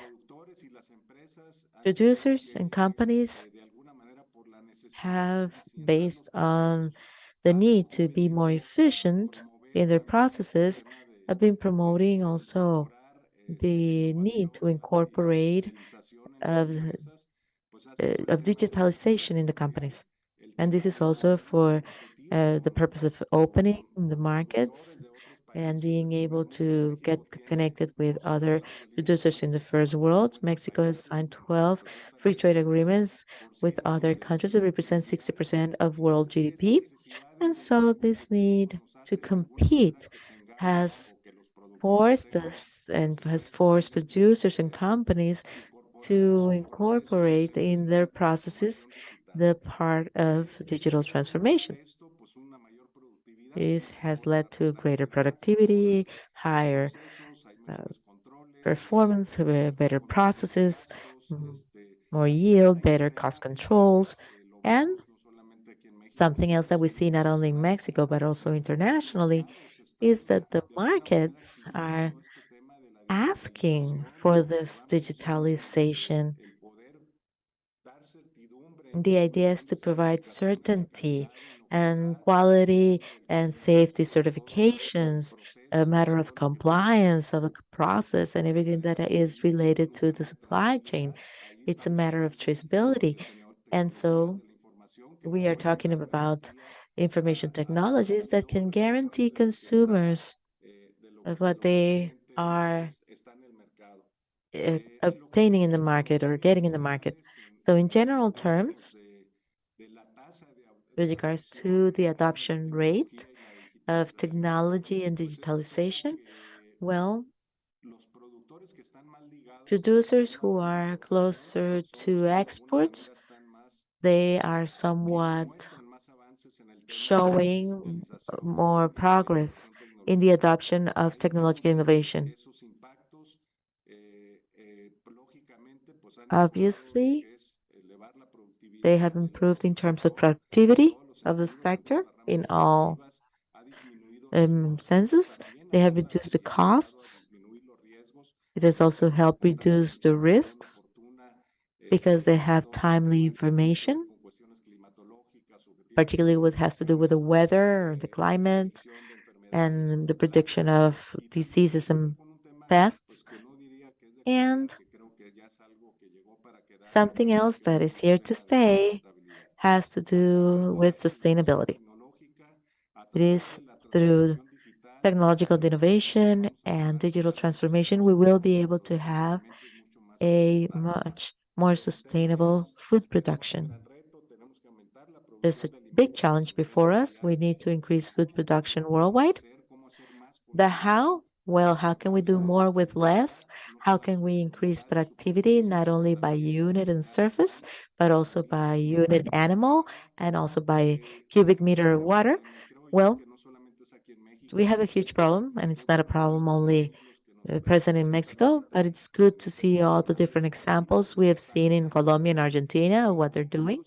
But everything is linked to scale. The smaller the scale, the more complicated it is to have them adopt digitalization. In Mexico, for example, we're talking about 5.5 million units of production. And this is what was presented in the agricultural livestock survey. And out of these 6.5 million units of production, we are dealing with producers that have less than 5 hectares. So, how can we make sure that digitalization and technological innovation reach these small producers? The greater the scale, the greater the adoption in terms of technological innovation and digitalization. As CNA, as the National Agricultural and Livestock Council, one of our main functions or roles is to try to foster the adoption of technology. We have some cultural issues and some cultural and also traditions that somehow hinder a much more efficient adoption of technology. So, what do? Well, we use the media and try to convey this information. We use newsletters as well and WhatsApp to try to have make sure this communication is more efficient. But in certain regions that are far away from the urban centers, internet coverage is a problem. And so it is harder to convey this digitalization message there. So, what do we need? We need public policies and private policies.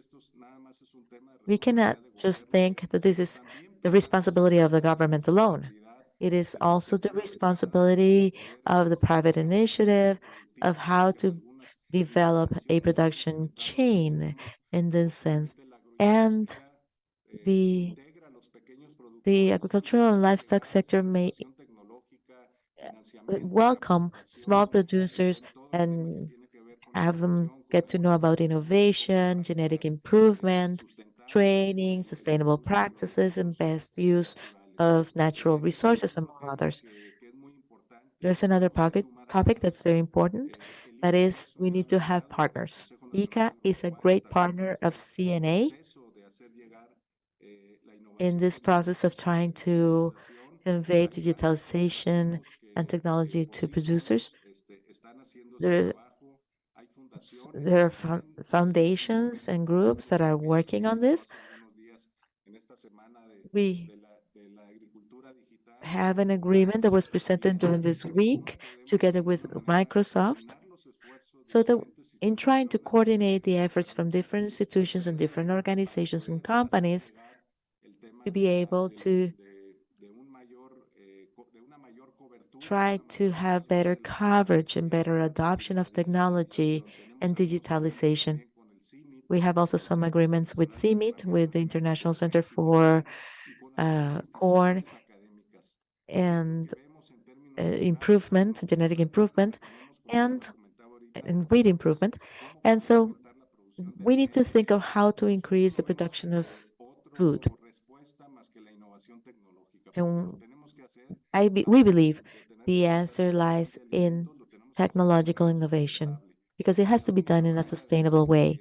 And the only way to become more efficient in terms of production processes and to the way to improve the processes that we use for the better use of water and natural resources, it's going to be through technological innovation and smart agriculture. We believe that we will make some important progress in this sense. And as technology, we believe technology is moving faster, advancing faster than it used to 30 years ago. So today we're talking about artificial intelligence. Today we're talking about digitalization and how to convey all this. So Our big challenge is the integration of production chains through large companies. How can we be some companies that can attract and send this training and this extension to small producers?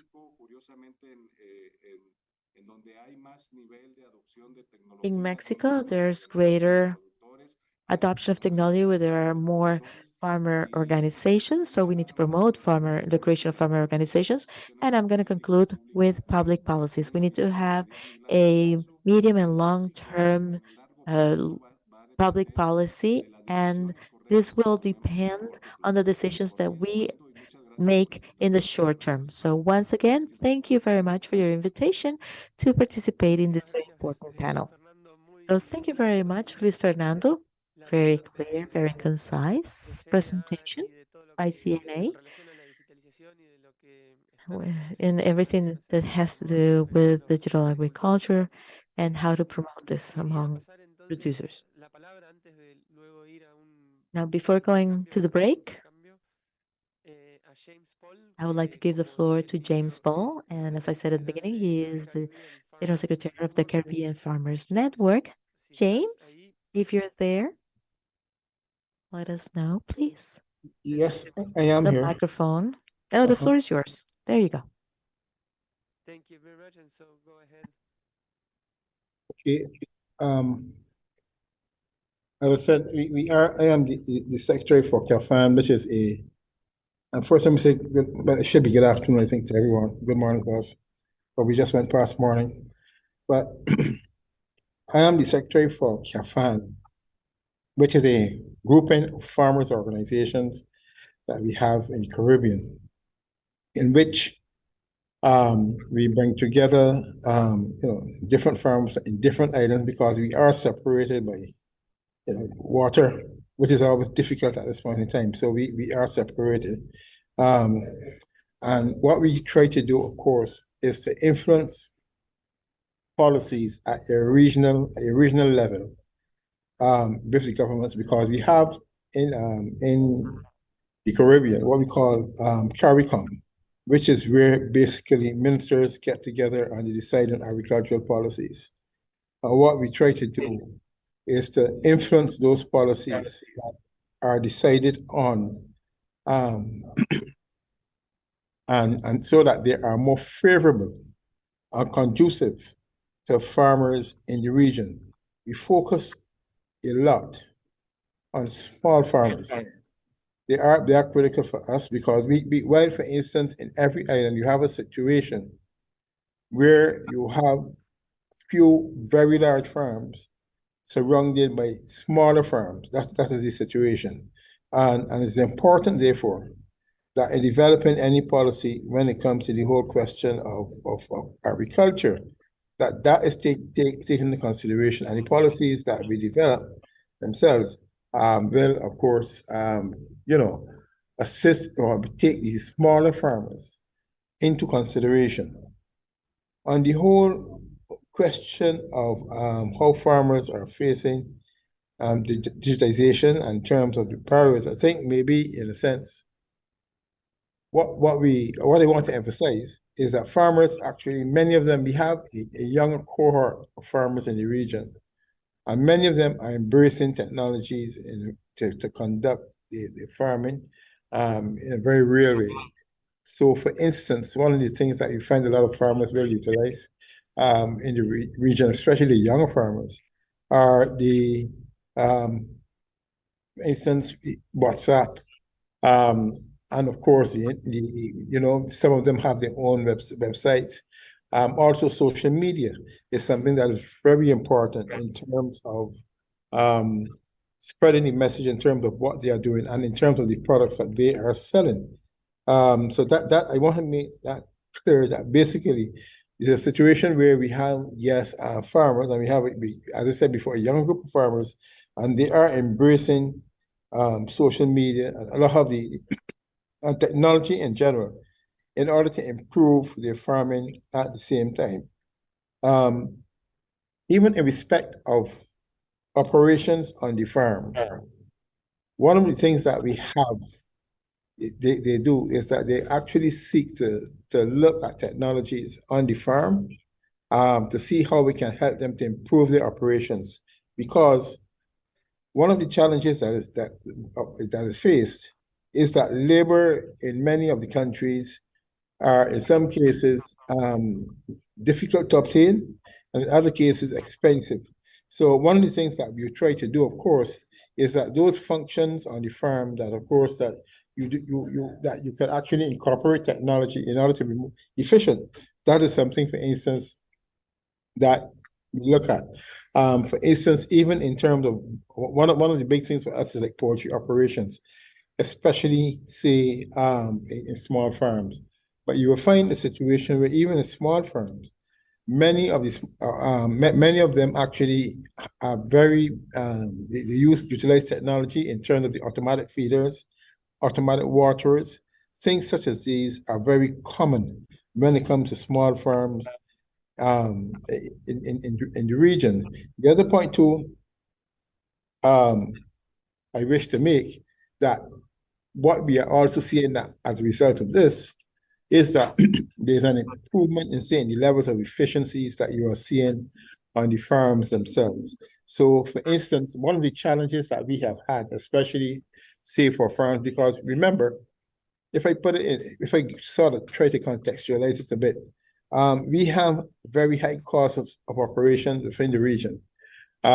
Even for instance, I am based in Barbados, where of course we have the Barbados Agricultural Society, which is a member of CAFAN. So I'm based in Barbados, for instance, and in Barbados, one of the things that we have always noted is that we have relatively high costs of production. How do we mitigate against that? The only way we can mitigate the high cost of production is by trying to ensure that we improve our processes on the farm in order that they are so efficient that it will still at least allow us an ability to be able to compete with even imports coming from outside of Barbados, outside the region for that matter, okay? In order to be able to ensure that we are able to survive. While I just want to focus again, go back in terms of the structure of COFAN, because for instance, the BAS is just one of the organizations that are members of it and the BAS is a farmers organization, where, for instance, we have it divided into different commodity groups. The same thing applies, for instance, to the Jamaica Agricultural Society, which is also a member of CAFAN, where, for instance, that is located in a different country, and they also have different commodity groups that you have there at the same time. We also have, in Trinidad and Tobago, we have the Agricultural Society of Trinidad and Tobago, which of course is another society. And again, you have farmers who are engaged in all types of farming activities too. There in Guyana, we also have members in Guyana. And in addition to that too, in the smaller islands, for instance, which are not as organized as us, you tend to find that we have, for instance, the nutmeg producers in Grenada, they also are members. So in the smaller islands, they are less well organized, but still, once there's a farmers organization existing in those islands, what we do is that we try to make them members.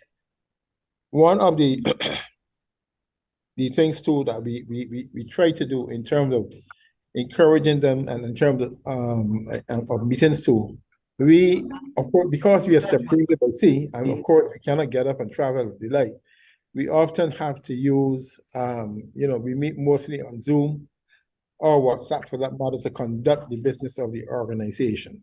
So, for instance,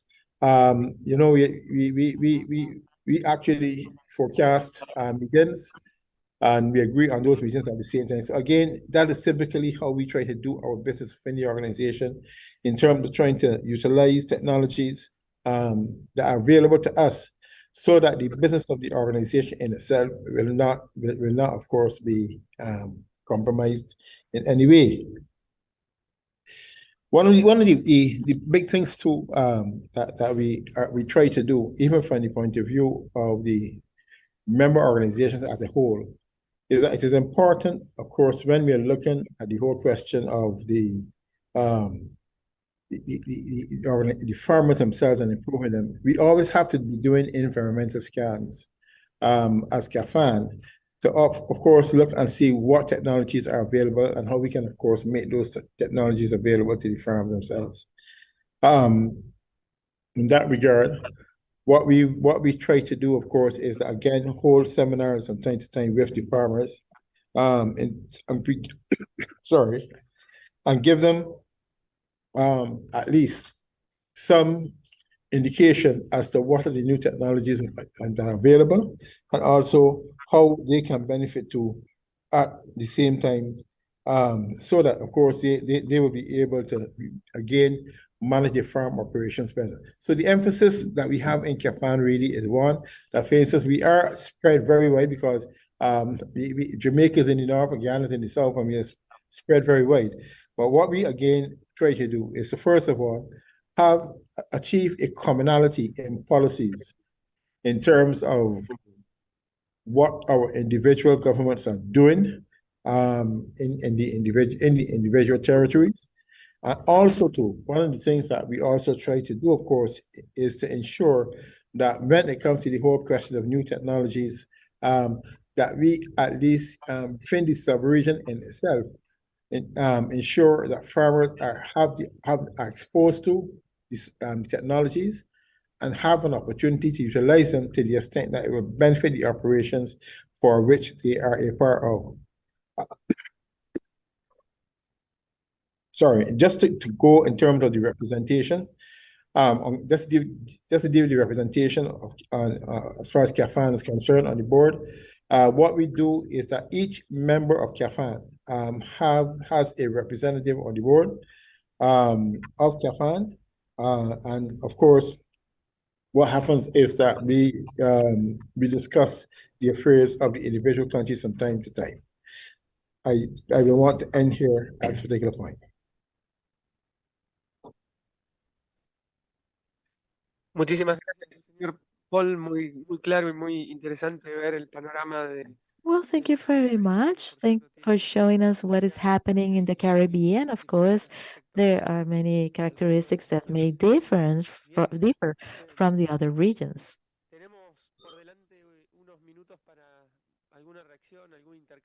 We have a few minutes left for some comments and questions, particularly now that we have heard to such a diverse number of presentations from different places and experiences. So let's seize the moment and the fact that we have representatives from different places here and ask them questions.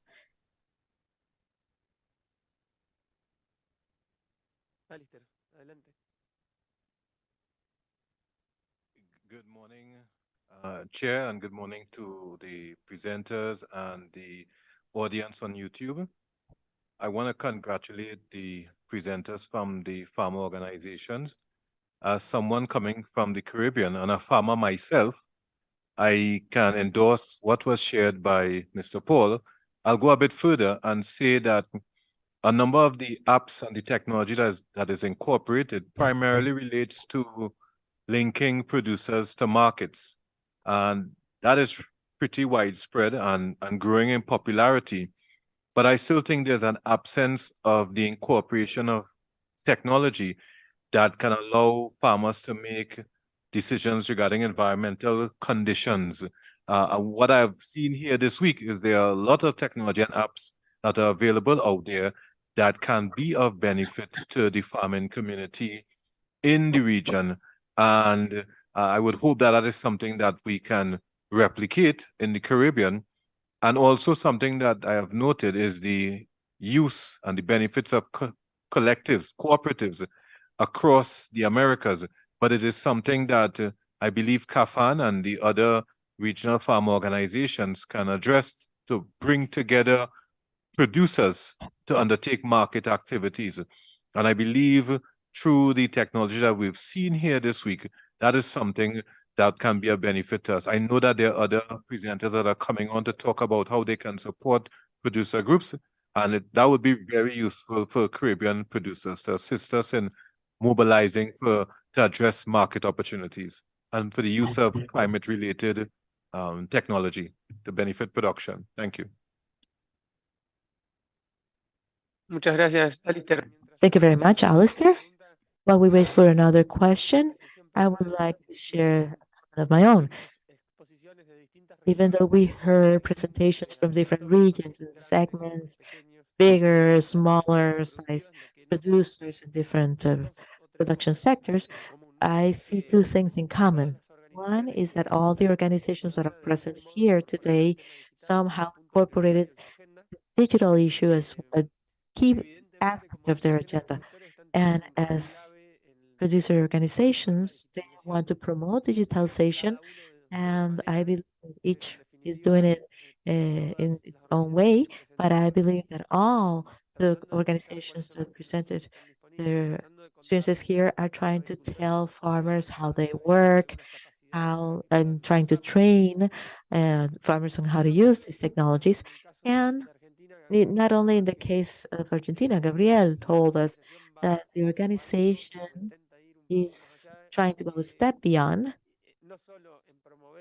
not only in terms of promoting the solutions and digital education among producers, but also to promote the development of technologies, working with the AgTechs and the startups, and involving the farmers in this process.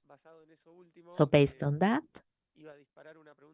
I was going to ask a question to Luis Fernando or to Paul.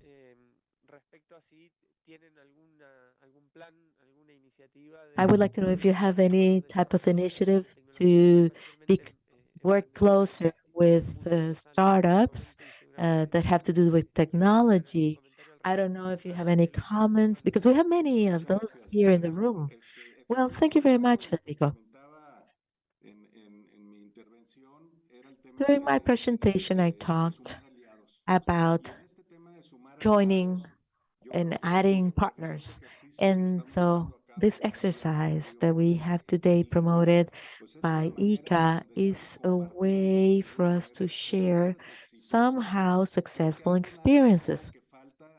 Something that we're missing maybe is how to measure the results, the outcomes, how to measure the adoption rate of technologies and digitalization, and also the impact that those may be having in producers, if that's allowing producers to increase their production levels, or if it's making their processes more efficient, or if the cost of production is being lowered, or if I believe that this is important. And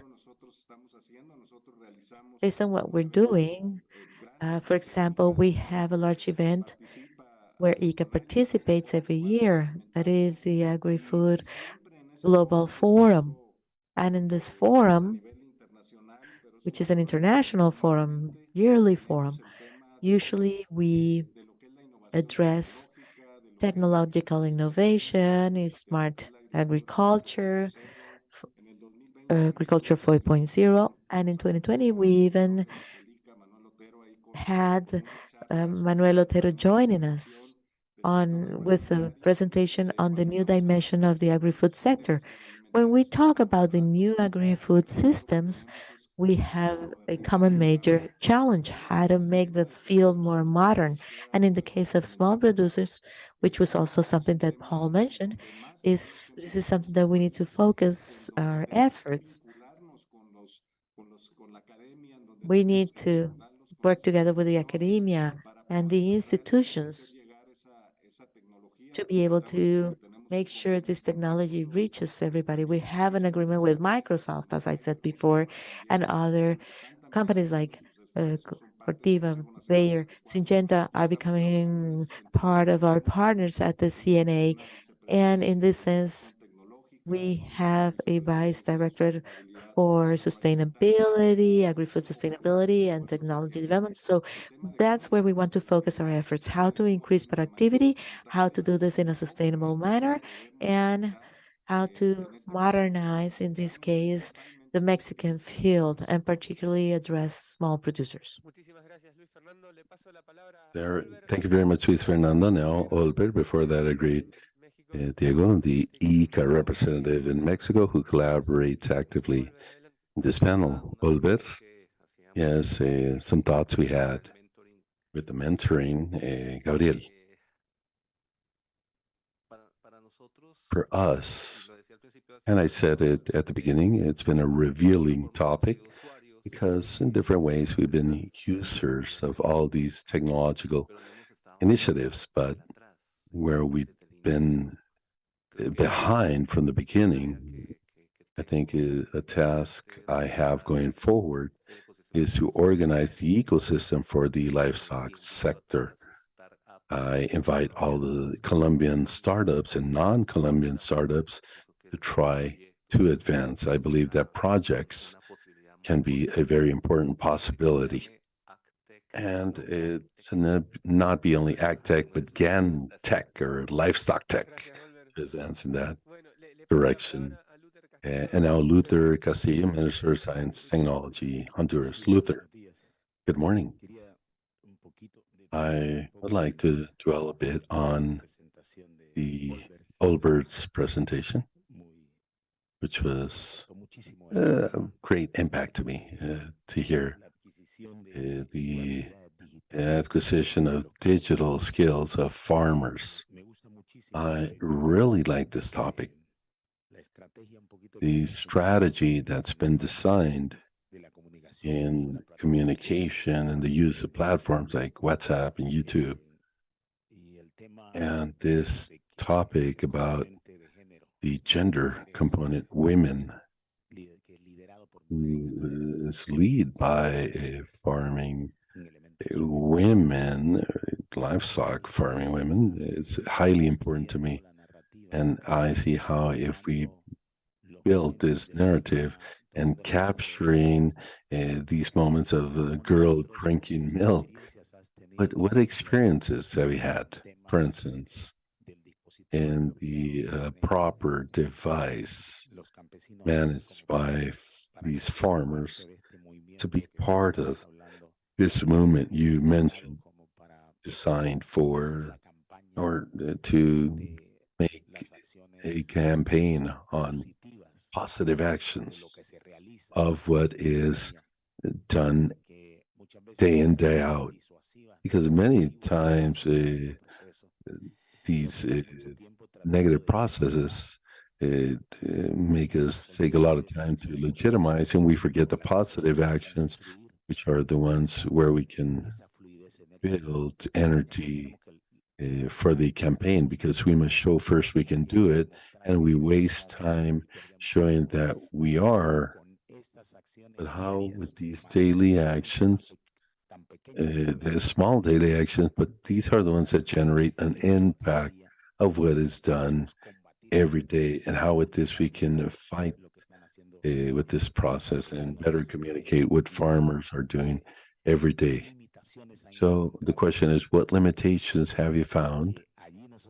Because we have had limitations because we have to send a team to the field and they cannot be there permanently capturing those moments and then edit, upload. So the question is, what experience have you had in capturing those moments that happen on site there in the farm? That's a strategy of our executive president. We started approximately 2 years ago. We have a base communication team that is very strong in social media as well as in WhatsApp. There's close to 12 staff that was hired where work with PQRs. But what they're doing is they send information to the 6,000 WhatsApp groups. This is people that are hired full time going forward. And then there's a weekly review of each event or every event in social media. We have the Contexto Ganadero or livestock context. So it's a virtual community strategy to develop a virtual community that is able, with all means available, to send information, especially technical information. We're not going to fight about social media because that's about ideology. It's not an ideology issue. We're being attacked ideologically, but we're responding with the technical part in our actions. We have 200 that are in the territory, I think close to 180 in the Colombian regions, and they are part of the current community. In other words, they're employees of the National Livestock Fund, and they're in charge of vaccination and some in charge of science, technology, and innovation. In my office, we have 15 in staff that work on creating innovation networks with the producers, in articulation with the producers, and they generate content from the territory. And if you visit our YouTube page or Twitter, or you visit our website, you will find that permanently. And today's a very special day because it's Milk Day, World Milk Day. And I received a video this morning. So I told them, go ahead and share it with me so I can present it. But it's a strategy in which we're all aligned to defend livestock, defend our farmers' institutionality in Colombia, and to pursue better well-being of our producers. That's in a nutshell. Olber, and to close this panel, because we are behind on time, now I want to give the floor to Diego Montenegro. He had a question or a comment. Diego. Thank you very much, Federico. I do apologize. I'm breaking the protocol. I wasn't a formal panelist for this event, but I think throughout these days we have seen things related to connectivity, digital gap, technological gap, the need to create or pursue digital literacy, yeah, and to train people for a better use of these new instruments that digitalization bring to increase productivity and competitiveness. But I want to refer to a fundamental aspect, which is related to the role of the organizations or private organizations that bring together small and medium producers. I believe that digitalization and the instruments and the toolbox digitalization brings is a very powerful instrument to strengthen the capacity of private organizations to provide better service and benefits to its own members through digitalization and through apps and through information in real time. Through a number of these instruments, better services can be given to the members, to association cooperatives, and to small farmers associations to re-digitalize the membership of small and medium, especially small and medium producers and associations, chambers, business chambers, and producers to provide better services and therefore be better members with the public and academic sector. It was just a general comment coming from my side as a producer and a sector leader, private sector in any case. Thank you very much, Diego. Thank you for your comment. So we will close here. We are on time, and we thank you on behalf of Ika, Tingitela, Shana, James Paul, Luis Fernando, Haro, and we really appreciate the vision you brought us. I think we all learned from the things you're sharing, and as we saw in the discussion, relationships will come going forward. And we stop here for a coffee break.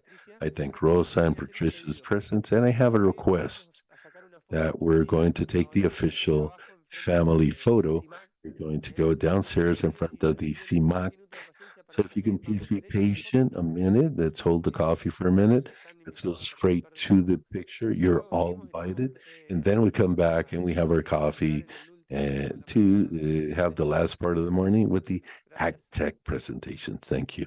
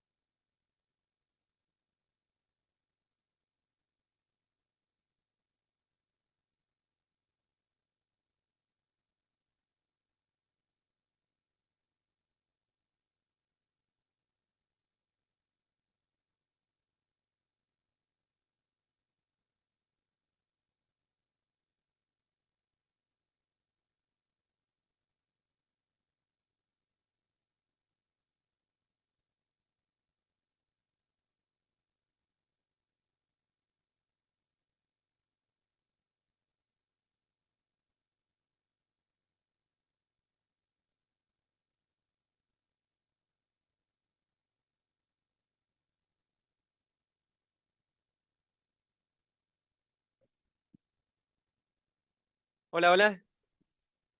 ¿Nos ubicamos para continuar?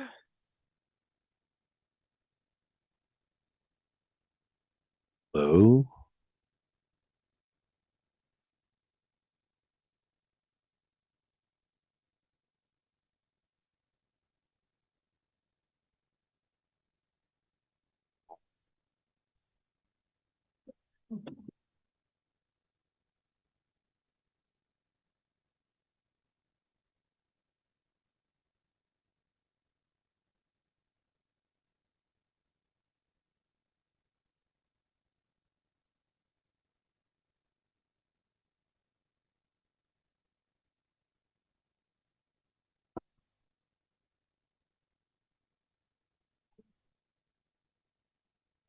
The conference is now in session. Please be seated. La conferencia ha comenzado. Por favor, ocupe su asiento.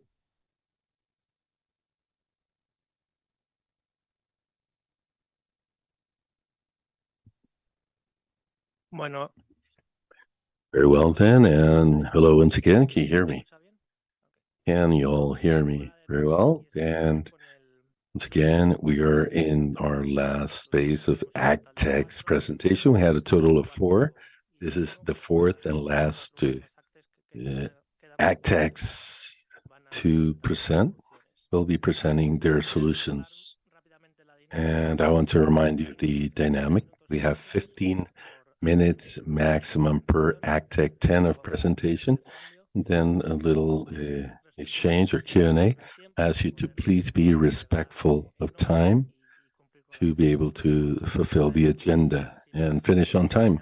So without further ado, I first wanted to introduce Angelica Costa and David Quintero, who are representing Incluir Tech from Colombia. And please go ahead, any one of you can begin.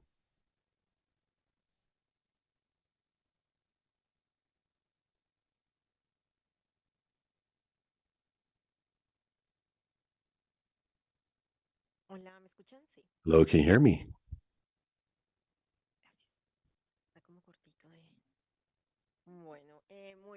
Very well, and good morning to everyone. And it is a pleasure and to be here. And the truth of the matter is that we come from a journey, more fintech journey, more than AgTech. And for a few years, we have tried to shift our company towards the AgTech world and of impact. And it's great to get to know all the attendees and to come to ICA opens our spectrum regarding what we can do with Incluir Tech. And with Incluir Tech, I always start from a true story. I present Juana Patricia. She's a small agro producer in Mexico, and she is one of the 123 rural inhabitants in Latin America and the Caribbean, and who are responsible for producing 14% of the food of the world. And as you all know, Latin America is the main exporter of food for the planet, and therefore a huge responsibility. However, 75% of these small producers do not have access to a formal loan.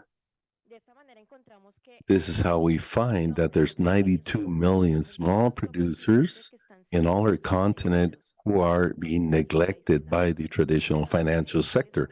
And the main reason is that these entities don't have sufficient trust in this sector. They consider a very risky sector. And another reason is that adjustable loan products are required to their need and they don't exist.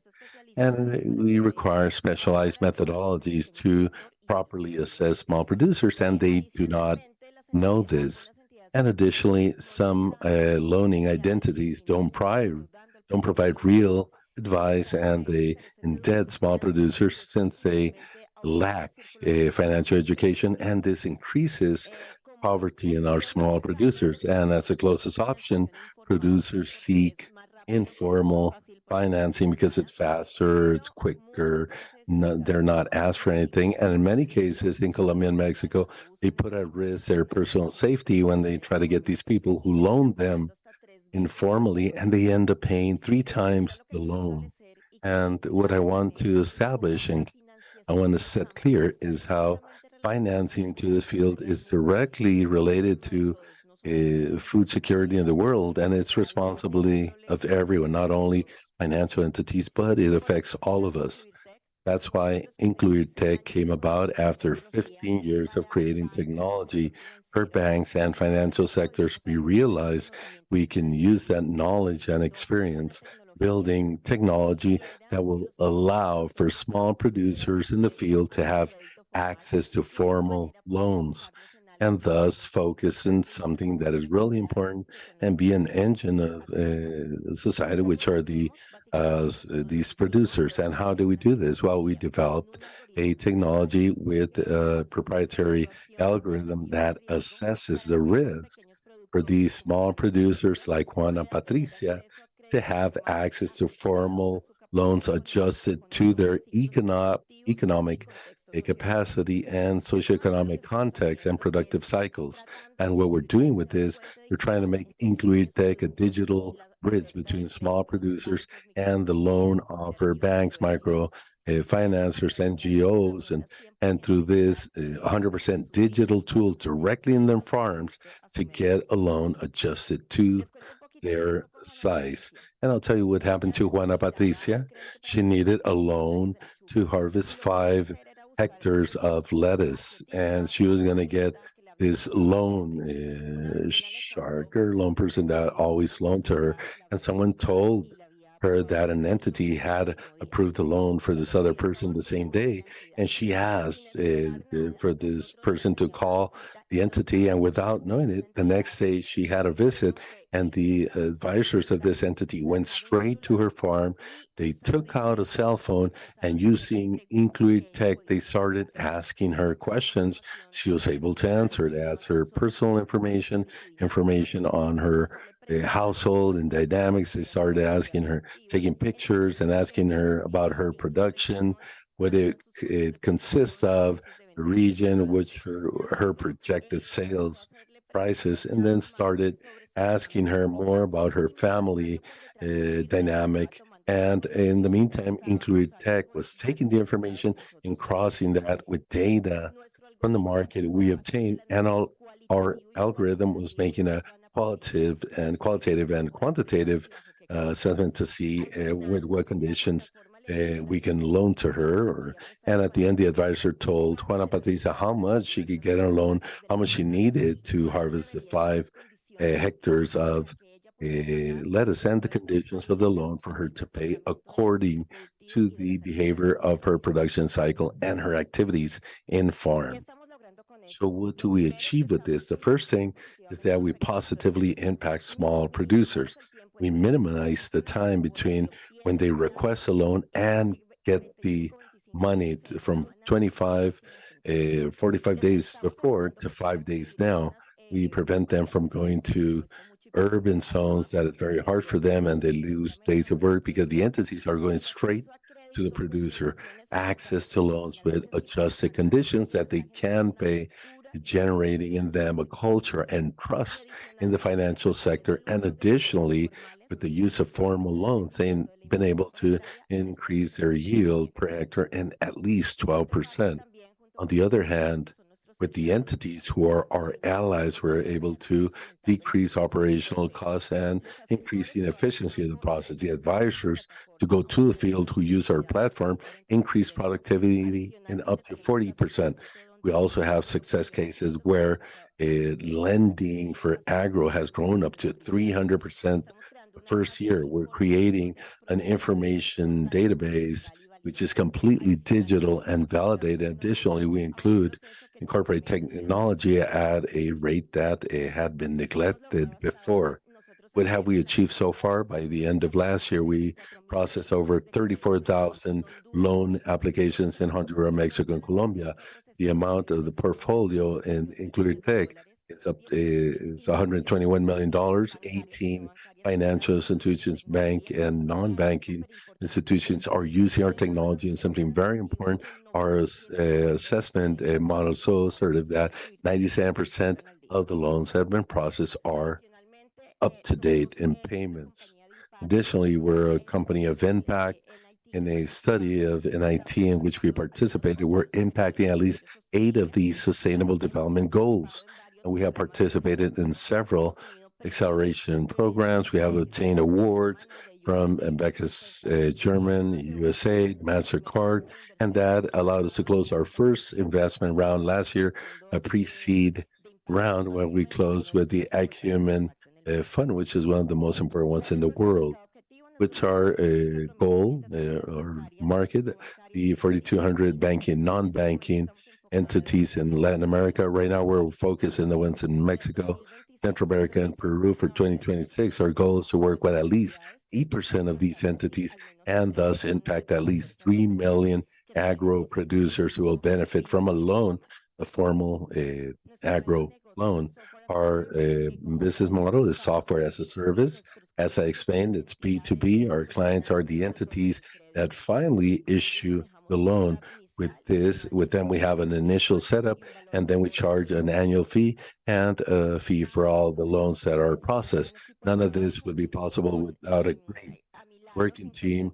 Next to me, I also have David Quintero, who is our CEO with over 18 years experience managing technology companies for the financial sector, Federico Vergara, who's our CTO, over 12 years of experience with software architecture, with financial inclusion. And I am Angelica Costa. Over 12 years, I have managed companies of technology and financial. And we are also supported by a great board of directors. In our board, we have members from Acumen, from Action, and from media like El Tiempo, communication outlets like El Tiempo from Colombia, and they're helping us penetrate micro financing and social impact.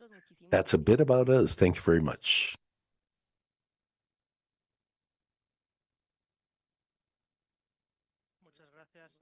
Thank you very much, Angelica, for showcasing what you do in Incluir Tech and for being within the time.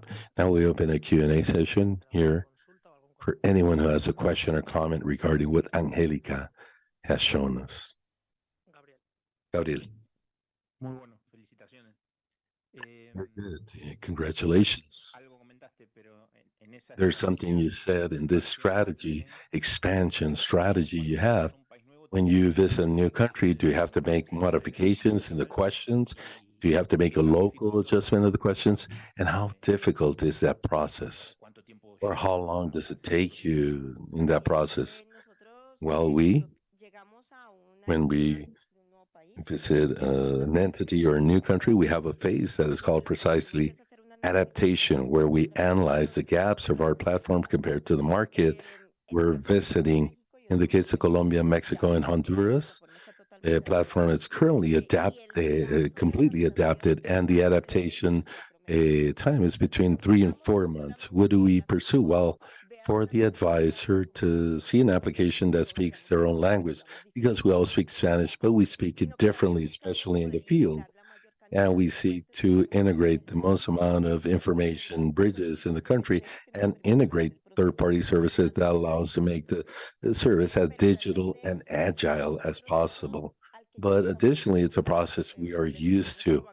As I said, our background is to develop financial platforms, and we were in Chile and Mexico and Central America. So it's a background we have from before.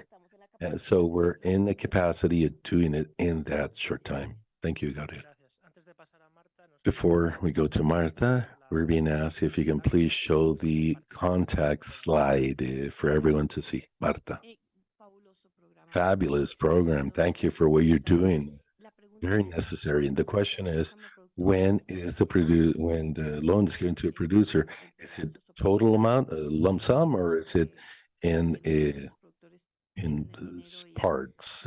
Because I understand the farmer can get all the money and use it for something different. Any idea about that? I think 99% of the loans are for working capital, and the disbursement is immediately 100% of the money. What we have done and achieved is that either if they're recurring customers, the next loan, you are completely enrolled. We have the producer enrolled, so the process becomes simpler, and it's what they call a supply the pocket again, or retanking is what they call it. But generally, the disbursement is immediate. And if the farmer doesn't have the money in their hand, they feel they don't have it. So it continues being a very cash-based process. But we are promoting digital wallets to join us, and for disbursement to be through this digital wallet. But yes, it's the total sum. And we have something very important here, which is that our platform, it was launched last year in Mexico. We have an investment control module that allows months later, 3 or 6 months later, after the disbursement, to the advisor to visit and make sure the money was used for the crop and for the activity for which it was requested.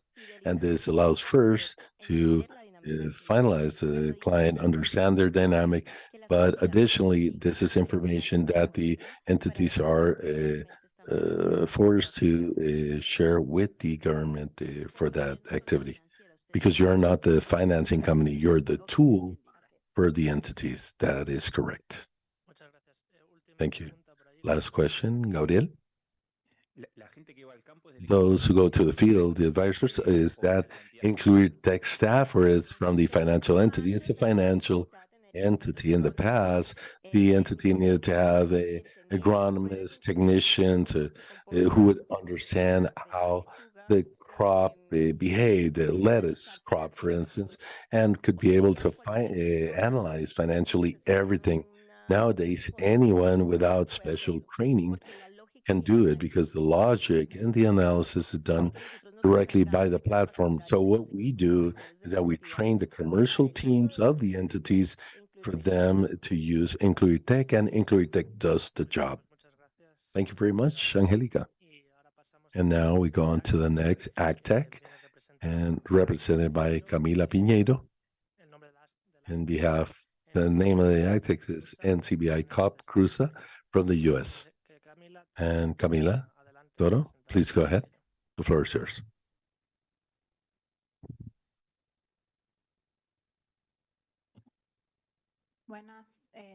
Well, good morning.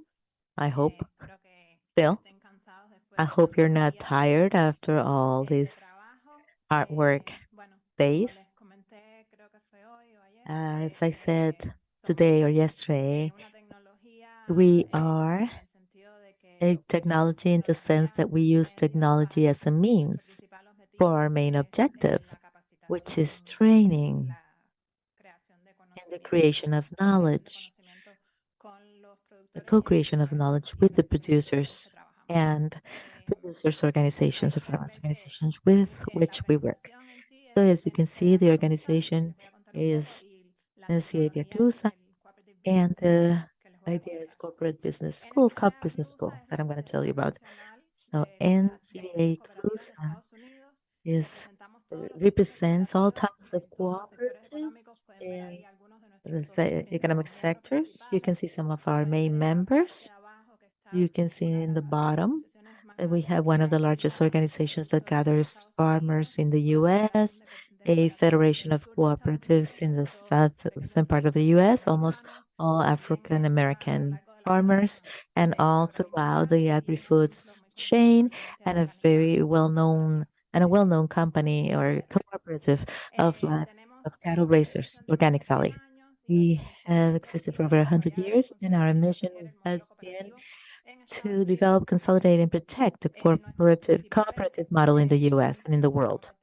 And as part of this mission, we do advocacy, leadership of thinking and thinking leadership through training and education.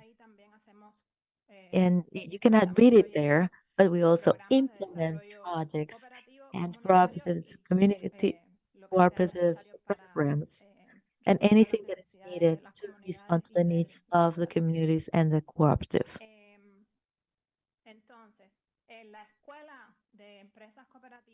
This school of crop business schools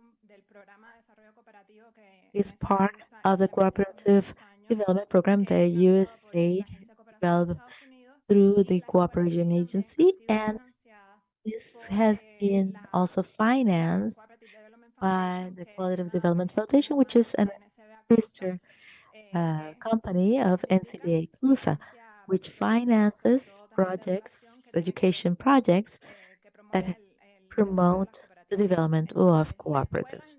So the school, I'm going to tell you in a moment how it was developed, but it's a non-academic school that is specialized, as you probably imagine, on cooperatives, but we also work with other farmers associations. And because it's online, we also have many producers that are not only farmers.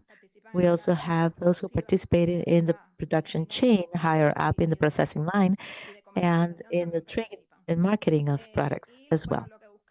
And so what we seek is to facilitate the development of practical capability. We focus on practical capabilities and the exchange of experiences because we know we don't know it all, and that much knowledge is built among peers in a much more effective way.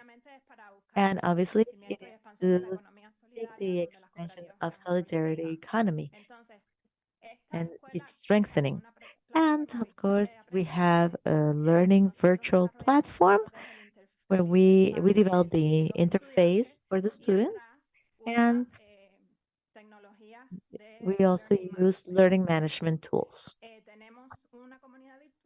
We have a virtual community which gives life to this learning community between one course and one event and another.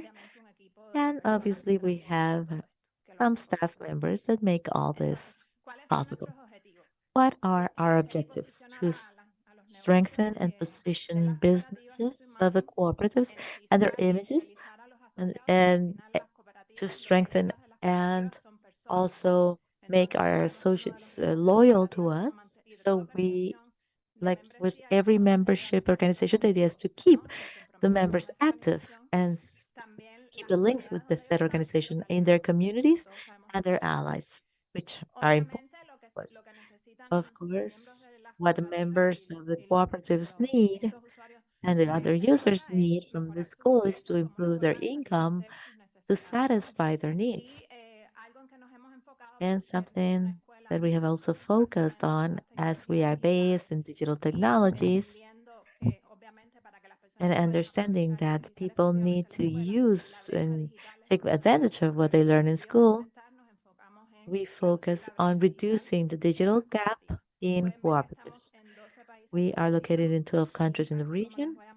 And as I'm going to show you here, we are recently getting started in the US. So had it not been for COVID, for the pandemic, we wouldn't be here today because it was something that was raised due to the need. Through the program that I mentioned before, we do many things in different countries worldwide, 5 or 6 countries worldwide. And one of the things we do is to provide assistance to these organizations. And during the pandemic, particularly in Peru, which was hard hit and there were very harsh lockdown, the groups that I work with said, well, we have all these problems. What are you going to do? And so that's when we thought about the COP Marketing Fridays, which were weekly webinars, yeah, that were meant to help cooperatives to adapt to this new reality and new context and communicate with their associates in the midst of this context and to see how we can train them to adopt the new regulations that were arising to be able to work in this context. So it became the Cope Marketing Friday became the Cope Marketing School because, and then it became the Cope Business School because it was not just about marketing, and we expanded to Guatemala. And as I said, we started in Peru, and now then we were in Guatemala, and this year we expanded to the US. When we expand to a new country, what does that mean? Well, it means that we establish a team that can raise the needs of the organizations we work with and then adapt the courses to set needs.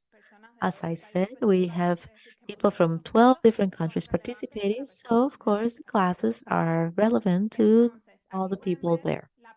So you can see here, we want to have a nicer image and we have kind of focused on the content of the courses, but you can see the services that we provide. You can have the digitalization test, which is one of the first things that the teachers talk about. They want people to take this test so that they can identify what they need to do to operate in this digital world. So what have we done during the past few years? We have taught 46 courses, over 200 webinars. We have also had some on-site workshops because we understand the value of on-site learning, especially for the learning of practical capabilities. But something else that has been very useful has been the group uh, tutor and that are both for groups and for individuals. These are mentorships. And So we provide these trainings. As I said, we started with marketing, digital marketing for the most part, and how to adapt to the new market requirements. And we know many changes have taken place in the last few years, particularly for farmers. Things that have to do with taxes, accounting, finances, governance, legal issues, cooperative model, gender equity, everything that has to do with production and other topics. And something that we want to highlight here is that we have reached over 5,000 people. And we do not only work with people and the cooperatives, but also with other organizations such as local governments or other companies, local governments, and farmers organizations that want to give services to this population. So even though the figures are not impressive, if we look at the number of women, we have 44% of women being our students, and that is relevant, and the youth too. So when we started the first year, 90% of the students were youth, young people, and 80% were women. And as the youth the families taught their parents or maybe their father or their grandfather how to use WhatsApp and how to use other tools, that percentage has decreased. But we started with mostly young people and women. So what have we accomplished? One of our emphasis is to provide concrete results for the cooperatives and the organizations. Sometimes we assist them in the development of strategic plans with very concrete outcomes that they can obtain easily. For example, development of websites, all these different web pages, Instagram accounts, have been able to use email. Many of these cooperatives didn't even have an email account, and also the label development and the design, product design. Something that we have done together with Producer Market is to be able to place in e-commerce a number of cooperatives. You can see some of the outcomes that they have accomplished. The ones you see to the right, those are the students who develop their skills in Canva and they do their own advertising. So the first course that they always ask for is social network architecture. So we teach cooperatives to place themselves in that world. Because if you're not in the digital world, you do not exist nowadays. So we help cooperatives to uh, enter this new world. Then we also see some of the pictures taken by the students for the development of their storytelling and everything that they have to do to be able to enter this world. If you want to know more, we have a brochure with more information. This is our website, businessschool.com, and I forgot to play a video. It shows the story of one of the students. And of course,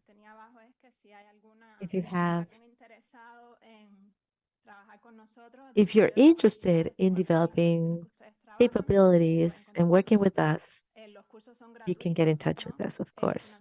The courses are free. So far, we have obtained finances through this international cooperation agreement, but we also get funding from companies and local governments who are interested in having these people trained. So people can benefit for free. And if you want to develop something specific, then we can see what we can do. If we can see whether we have the resources. So let me play the video.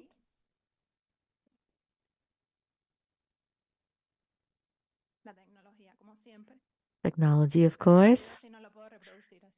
Let me see if I can play the video.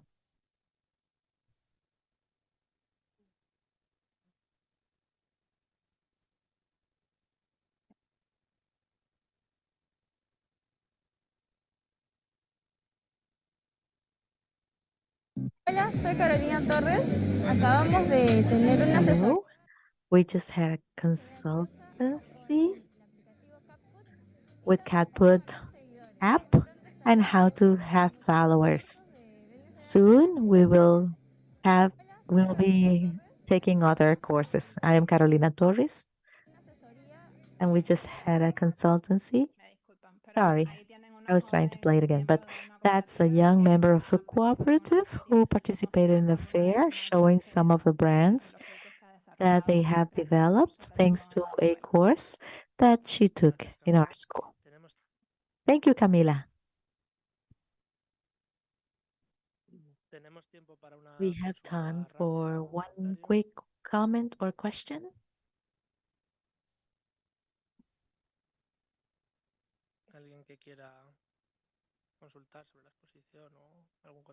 Any comment, any questions about the presentation? David, yes. A question. So, are the courses particularly for Peru and Honduras?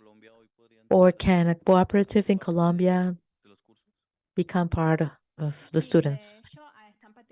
Yes, in fact, we have many participants from Colombia, Venezuela. It started in Peru, then we expanded to Guatemala, and now to the United States. But what does that mean? That the courses that are being developed are responding to specific needs of the organizations that we work with in those countries. But as I was saying, much of the social network architecture functions the same in many countries. There's also a course on coffee tasting, and that can also work for several countries. And in fact, we have 12 different countries participating, countries from the region. Perfect. We have two AgTechs to go. We're running a bit late. So let's give Brian and Steven the floor. Brian is from Visuality from Colombia. Well, hello, good afternoon, everybody. Can you hear me okay? Yes? Okay, good afternoon, everybody. Next slide, please. Let me start by telling you our history. We started as three young people who had recently graduated from technological majors in the university, but with a purpose. We were passionate about going back to our field, completely in love with our country and our biodiversity and the richness and the nature of the Americas, and particularly of Colombia. We also admire our farmers because we are all children of farming families, and like many of us in our countries, we wanted to get trained so that we could come back to our field, to our home, and work together with the farmers. And I'm saying working hand in hand because 10 years ago, when we started, people said that we needed to bring technology to the field. And we always thought that the technology had to be developed in the field together with the producers. And I feel truly proud that back then we thought about that. And I'm very glad to be working with this team as well. Next, please.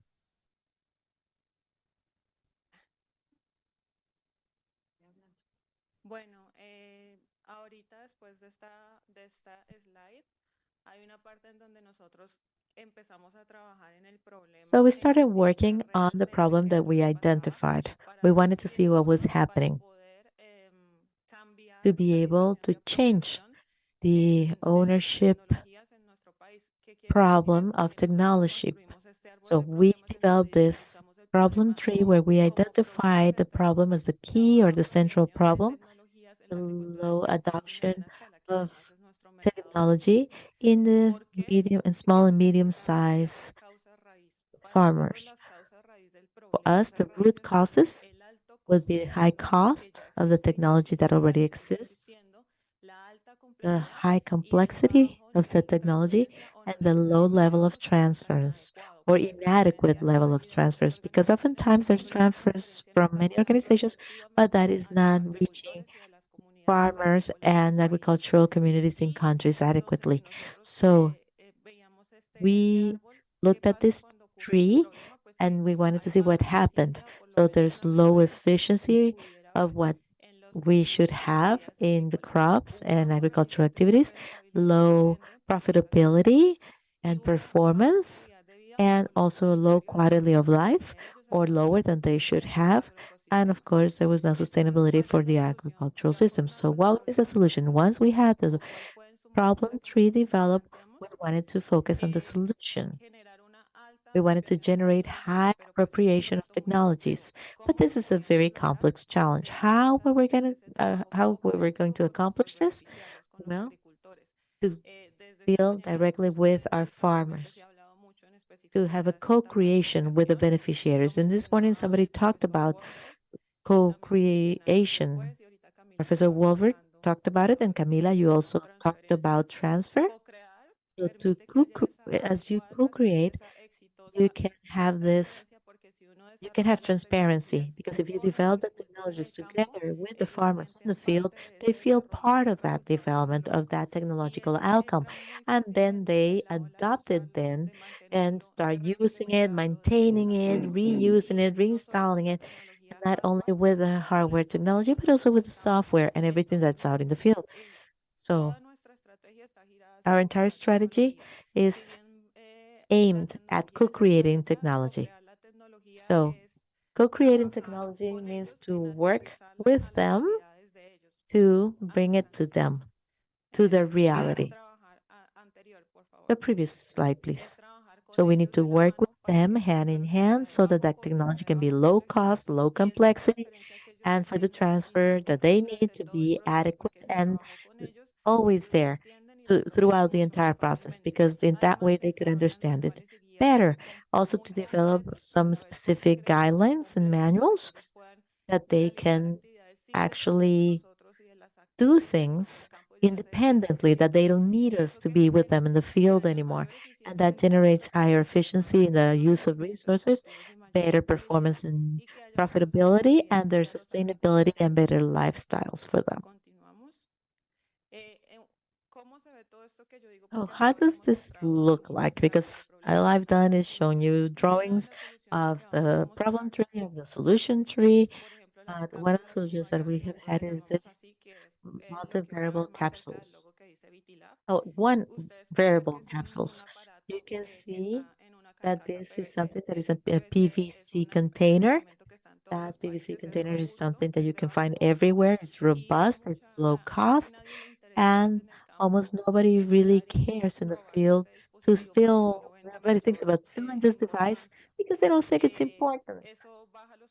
So that lowers the cost greatly, and it can be widely used. And we want it to last long. We don't want them to have to change devices every 2 months or every 2 days, but these capsules can be out in the for months or years, and you just need some occasional maintenance to them, depending on the variables in the field. We also have a network of sensors that allow you to connect greater areas. You start put different sensors throughout the field, and they send information to a central node, which is like the parent node, and it uploads the information to the internet to make it available to all. And these capsules usually do not send information and Internet of Things immediately, but they send it first to one place, and then this will depend to they will be for farmers at a lower scale, but it may also be sent to places that are very remote, very far away. So we don't want them to acquire infrastructure of networks that they won't be able to obtain, and we cannot give them. So the idea is to not give them the information, but we give them something that they can work with. And then plug and play solutions. This is a Lego irrigation system. They can put it together very easily. And once again, this was developed in the field working with them. Because just like we have a knowledge group, they have another knowledge group, and together we were able to develop all this. This is a specific successful case, a digital solution together with the University of Zamorano and CIANT, where we developed a capsule to monitor the humidity in the soil for different crops. It can apply for any crops. It measures humidity in the soil.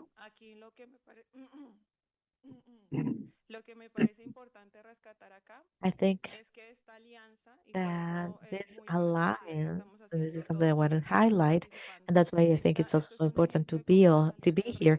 This is an example of how alliances manage to maximize any exercise that startups may carry on, because we're working together with the academia and with the and research center, and so we were able to come up with something more robust, something that was more widely used, and maybe use this a paper here. Those were drawings that we developed with people from Colombia, Honduras, and Guatemala, and in the Cauca, and we sat with them and we told them, if you have a challenge in your field, what is it? Well, irrigation. And for irrigation, how can you solve this problem? We depend on rain. That's the type of agriculture. It depends on rainfall. So how can we work if we have that difficulty? How can we handle it better? What would you suggest? And they were the ones who suggested things, and nobody told them it had to be done this way or the other way. They gave us their ideas. They could think of some sort of indicator like a street light. Green means do not water or do some drainage systems, and or green would mean water the plant, or and red would be do not water the plant. So we saw that they were very creative, much more creative than we were. And we thought we were the creative ones. And so it was very interesting. We learned a lot from them. They helped us develop these capsules because these capsules were drafted together with them. Before that, we didn't have this. We had previous ones. And it was a an or, it motivated us because we were able to understand the dynamic of co-creating, and now they are replicating this, because sometimes when you tell somebody something, they things sound nice, but it's not until you spend time with them co-creating, really do not understand how to accomplish this. There are 90 devices located in Nicaragua, Honduras, and Colombia of this final version. It looks nicer than in the previous picture. It's not a prototype, but this is the final product. And this have all its a trading pathway. So you can look at the page of the project of this alliance or this partnership that was financed by Fontagro. And you can get all the details of the project and the history of the project there. The impact of our solutions: reducing the consumption of water mainly. That's one of the greatest impacts. We need to take care of our water resource, strengthening the beliefs of self-sufficiency, and the interest in, because now they have learned more, and now uh, they are also attracting the youth and new generations with all this. You're going to see a picture at the end of the training sessions. Parents come in this family farming models. And so when we had children working with the Legos, they start moving things, working with information, playing with the devices. So it's nice to see that you don't have to force them to use the technology. You start playing with it, and eventually they like playing, using it. So they can also help in the crop and the field. We have some testimonials from our clients.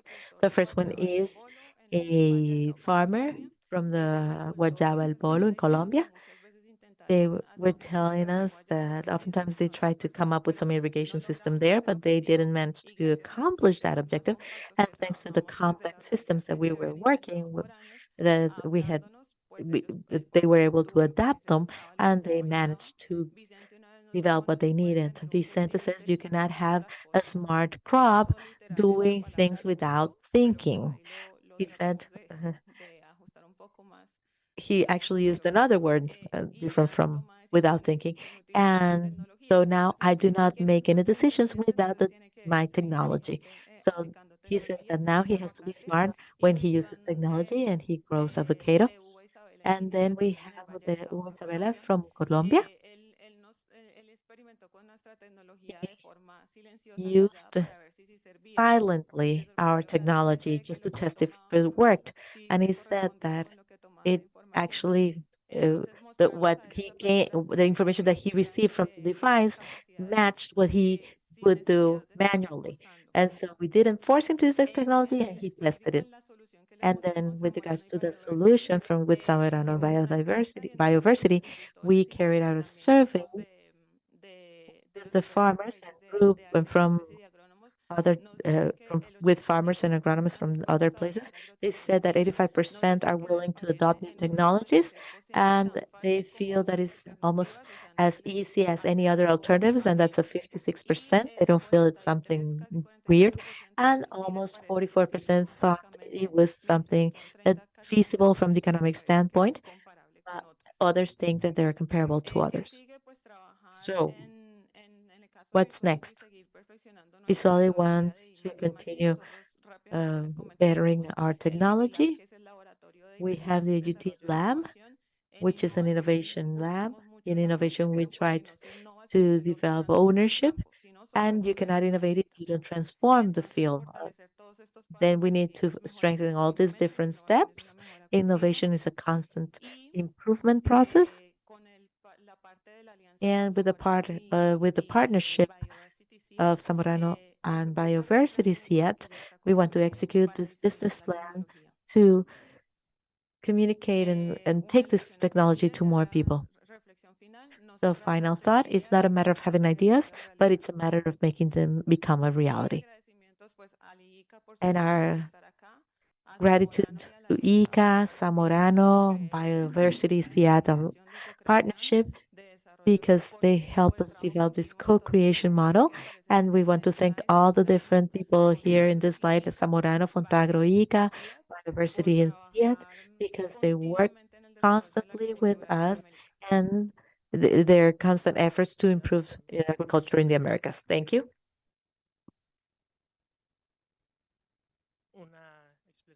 A very deep explanation, so much so that we don't have time for questions, but we go on to the next one, who is...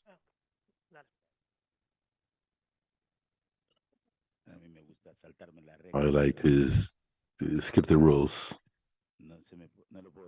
I can't let this go by. I'll forget. It was a lovely presentation of visuality. I really like that sense of belonging. And that's what we are fighting for, people in the farm who have roots in the farm, who leave the farm to be trained, but the most difficult thing is to return to the farm. It's easy to design things from outside to take them to the farm. People who think they have the knowledge, they design things and they take them to the farm. But we must copy those who return to the farm. It's hard to go back to poverty. Where I live, since we have no electricity, during the nighttime, the heat is very bad and mosquitoes are this big. But I have an excellent story. My dad and I, when I graduated from medicine, we would go back and we would sleep in mosquito nets. But my dad would wake up in 2 or 3 in the morning to kill mosquitoes. But going back to the farm after leaving the farm, it's not an easy task. That's why I'm saying they violated Vicente's rights for changing his words. But that returning, besides necessary to foster and feedback is highly necessary for this work, and create with the farmers and together with the farmers is an element we must achieve together. Even if we speak about illiteracy rates, we find, I was saying yesterday, it's not an absence of knowledge. These are people who do it every day. They are the ones who engineer. And the final thing, part I really enjoyed of the univariable capsule is how we work with high technology, which is accessible for those regions which are that have a number of challenges in technology. I work in medical technological development, and every time technology innovates, they put a sensor on an incubator. It went from $80,000 to $120,000, and the innovation was a sensor under where the child is. It's not even an incubator for low weight babies, and it's just to measure their weight. So nurses have to take the children from these and then go and weigh them. And now General Electric with GFAR have placed sensors under that plate, and now it costs from $80,000 to $120,000. How should we assume the challenge of creating accessible technology? And for this, we have a group of dreamers where we're creating high technology accessible for developing countries at a low cost. We created an incubator for preterm babies where there's 30 million preterm babies that are born in developing countries per year, and 32 million low-weight babies. That's 62 million low-weight babies that are not an interest of technological companies, and 70% of these die. So being able to maintain the cost of this innovation is a challenge you couldn't believe. When you finish creating, besides the fund where you're borrowing, and when you finish creating and you're about to assemble, you no longer own 85% of the product you created. And the last investor who helps you for the last part, they need the return so fast that you cannot manage the cost of innovation. So what strategy can we use to start creating innovation in the field in things as simple as the pumps I saw with farmers in Honduras, which are water pumps with solar panels? How can we start building that technology? But also, and this is the last part, very interesting in the process, the sense of belonging and return of the children of farmers who go to academia, and academia doesn't help them return to the farm. How the research process that in the past was a war, because they'll say that research had bias because you came from that place, and now it's been proven scientifically that research is endogenous, that it gives us positive accent to the research process, not only because of the belonging, but the actual knowledge of things.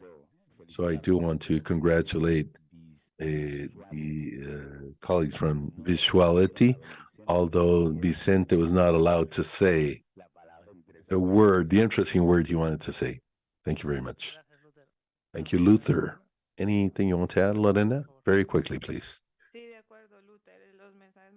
Yes, Luther, the most important messages are, if we want the transformation or to farmer to come to the technologies of the producer, but especially small and medium, who in our countries represent, in Latin America and Central America and the Caribbean, represent between 60 and 80% of the farmers. We must understand they know more than we do and work with them, not for them. That's a superiority we sometimes think we have, because I've felt that, and we take everything ready out of the box in hardware and software, as well as media and transfer. And they're very intelligent. They understand everything. And I also agree with illiteracy. They understand everything. So when you go to the field to work with them, it's with an approach and not showing them on a board, but in interactive workshops with them. They understand quicker than anyone. Thank you. And we close this space with Mauricio Pintado. He's a representative of Safrales, Uruguay. So, Mauricio, you have 10 minutes.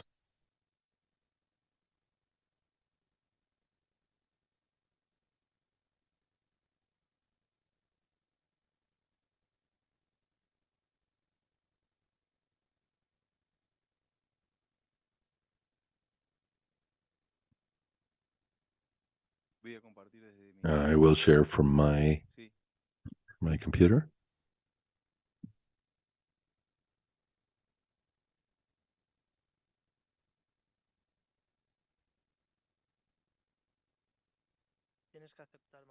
You must accept first.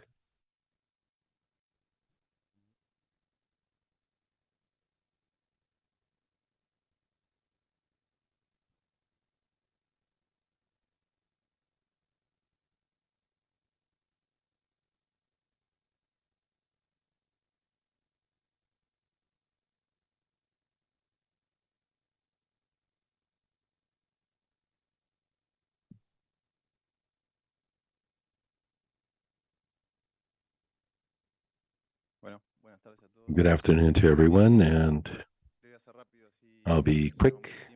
I'm not going to take a lot of time, but first of all, I wanted to, for you to see this image. This is not an image where we see a homogeneous crop. Possibly many of the technologies have been applied here.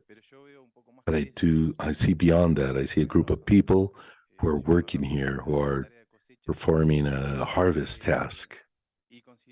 And I consider it's one of the most important resources we have nowadays in the agro sector to carry out this activity. And a bit of the presentation will be focused on these actors, which are the workers. And Safrales is a technological company which does all the hiring, logistics of staff for seasonal periods and operational tasks, especially in the agro sector. Some years ago, we realized that over 70% of the companies that hired these type of workers did not hire the workers they needed. And since they didn't do that, they were in a race to be able to hire the amount of workers. They didn't do their selection processes correctly, and this caused high absenteeism of 30 to 40%, turnaround of staff of up to 200%, and administrative burden that didn't allow these companies to carry out their activities without going through a huge stress period. And they ended up with a very high cost of opportunity for not being able to harvest their products on time. They would lose many times their crops for not having the workers. And we realized the work was not only of the companies, the workers also had their problems. People who knew how to do the work and being available many times did not connect with those companies that needed the workers. So those who did connect with the companies, many times because of prejudice, because of their physical aspect, their age, or their condition, were not considered for these type of work, although they were highly capable people and willing to carry out this work. And many end up in informality. So it's a very important issue we have in Latin America. In some countries, it's huge, but it's informality is higher than formality. And we learned that from the companies, there was a huge problem. And the worker side, there was a huge problem. So we said, this cannot continue. We have to work on this, and we need a change of paradigm. Start working from the basis of the issue and learn the reality of the workers and learn the reality of the companies and why all these problems happen, what I mentioned previously. And that's where we started. Little by little, started developing solutions in each link of these problems. And nowadays, the companies can access validated workers classified by the tasks they know and qualified by companies who have hired them in the past. They can hire workers immediately. Many companies have access to workers in less than 24 hours. We maintain stable payroll. Sometimes these companies hire millions. Imagine absenteeism of 30-40%. How can they replace them? There are workers that miss work every day or during the month. So we provide companies key information for decision making. Many of these companies have in their cost of production 70 and up to 80% of labor. Imagine the impact to these companies to have the information for decision making for their production and harvest. I think the most important thing out of all of this is that a company that is producing lemons or strawberries or other crops should dedicate to do that. It's not an HR company. They cannot waste time doing that. They must be dedicated to what they know how to do. And that's what we're doing in Safrales. Our customers produce more and better, and we solve their labor issue and workforce issue. And how do we do this? Well, we do it through technology. Currently, we have a platform that allows to connect companies and workers in record time. It's a platform where workers register, they are interviewed, they're classified by the tasks they do, their information is uploaded, they receive an initial qualification from the companies that hired them, and as they are hired through Safrales, they receive a score from these companies. And how does this work? Well, a company makes a request and it's saying, I need a certain amount of clients, and the system through an algorithm sends a work team through WhatsApp, and WhatsApp, the worker sees all the working conditions, and in the same message, they can press a button where they say accept or reject. They don't even have to leave WhatsApp to accept or reject a work position. We automate pretty much all the processes and the hiring of workers, all the payrolls, assistants, control, and all the other things that allow us to provide a very agile service to a lot of companies with that have very low administrative capacity as far as HR. As far as the communication, there we integrate with various platforms that allow to manage messaging, WhatsApp, internet, from all the social media we have, from the applications that workers use, and all these workers have the answer in less than a minute at whatever day, at whatever time, to clear any doubt. So we have active and efficient communication with the workers and with the companies. Another very important thing is traceability. We trace from where the worker registers to all the requests and what happened with each application, which allows us to generate predictive algorithms that allow to make more efficient the recruiting and position. And it's also very important for the companies that in some very isolated cases, they request information before labor conflicts where they need evidence of what happened, which is also very important. So far, everything is fine. The companies are happy, a brilliant solution. However, what happens with the workers, the rural sector? Well, these are vulnerable people who live in some cases, poverty conditions, problems, health problems they carry from youth, from the children, a number of issues we started learning about with Rodrigo and my partner. And starting then, we said, at some point, we will have to help these people for them to improve their quality of life. And we're in that process at this moment. And as Mariana said, from AgroSmart, we have social impact, which is a derivative of what we do. For instance, inclusion. Currently, through this platform, which is an inclusive platform, 40% of the work generated is for females, 12% is vulnerable population, and this collects LGBT population, single mothers, and others. And 8%, those who access seasonal work, end up working in stable jobs in those companies. Remember what I said initially, all this prejudice ends up being an advantage for those who were able to access through Safrales to work in these companies. We formalize 100% of the work. We are a very transparent company. All workers have access to work contracts, pay roll subs and channels to clear any doubts. We're empathetic. We know these are workers that live day by day. Many times they don't even have the money to go to work.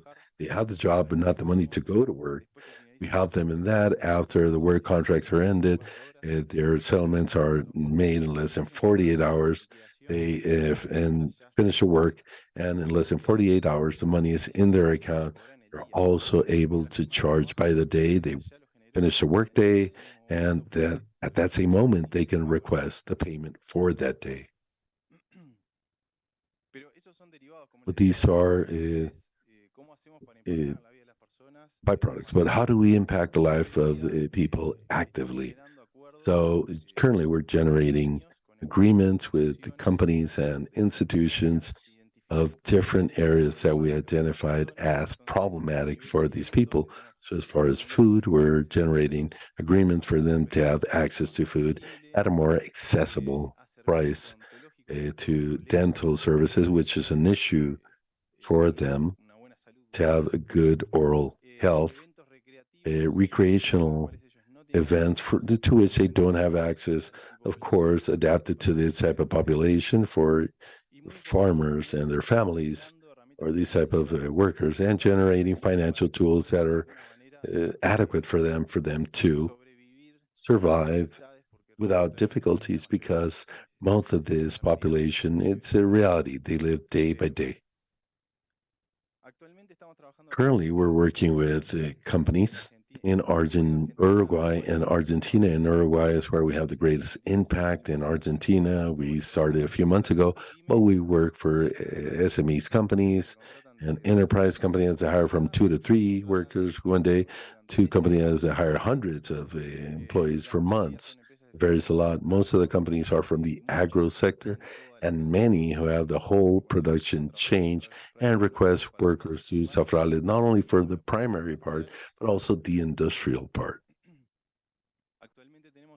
Currently, we have 493 companies registered in the platform. Between Uruguay and Argentina, we have a customer retention of 64,000 employees registered. Argentina, Uruguay, customer satisfaction 84%. This is through a mechanism, a survey mechanism we have. In 2022, we had invoicing for $2 million with an increase of 72% interannual. We hope to close this year and almost 4 million. It's a team of 36 of us. And for the next 12 months, as I said the other day, we're executing a loan for an IDB of $700,000. We're at 50% of the execution of that loan. We're doing very well, complying with all the indicators, all the milestones in time and form, respecting the terms. And we'll continue investing strongly in data science. That's our core. That's what makes us different. That's what no one has done so far. And it's very difficult to do, to transfer all that know-how in the minds of our teams of the 36 I mentioned, and take that to the decision-making in an automated way in the platform. And for 2024, the idea is to continue working in the Chilean market. I know there are probably many doubts, many questions. However, I am open to any question. Thank you very much.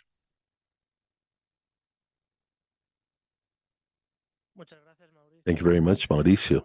And we open the Q&A session, Gabriel, and in that work you're doing in Argentina, which are the main limitations you encounter there, if there are any, and how can CREA give you support in this case?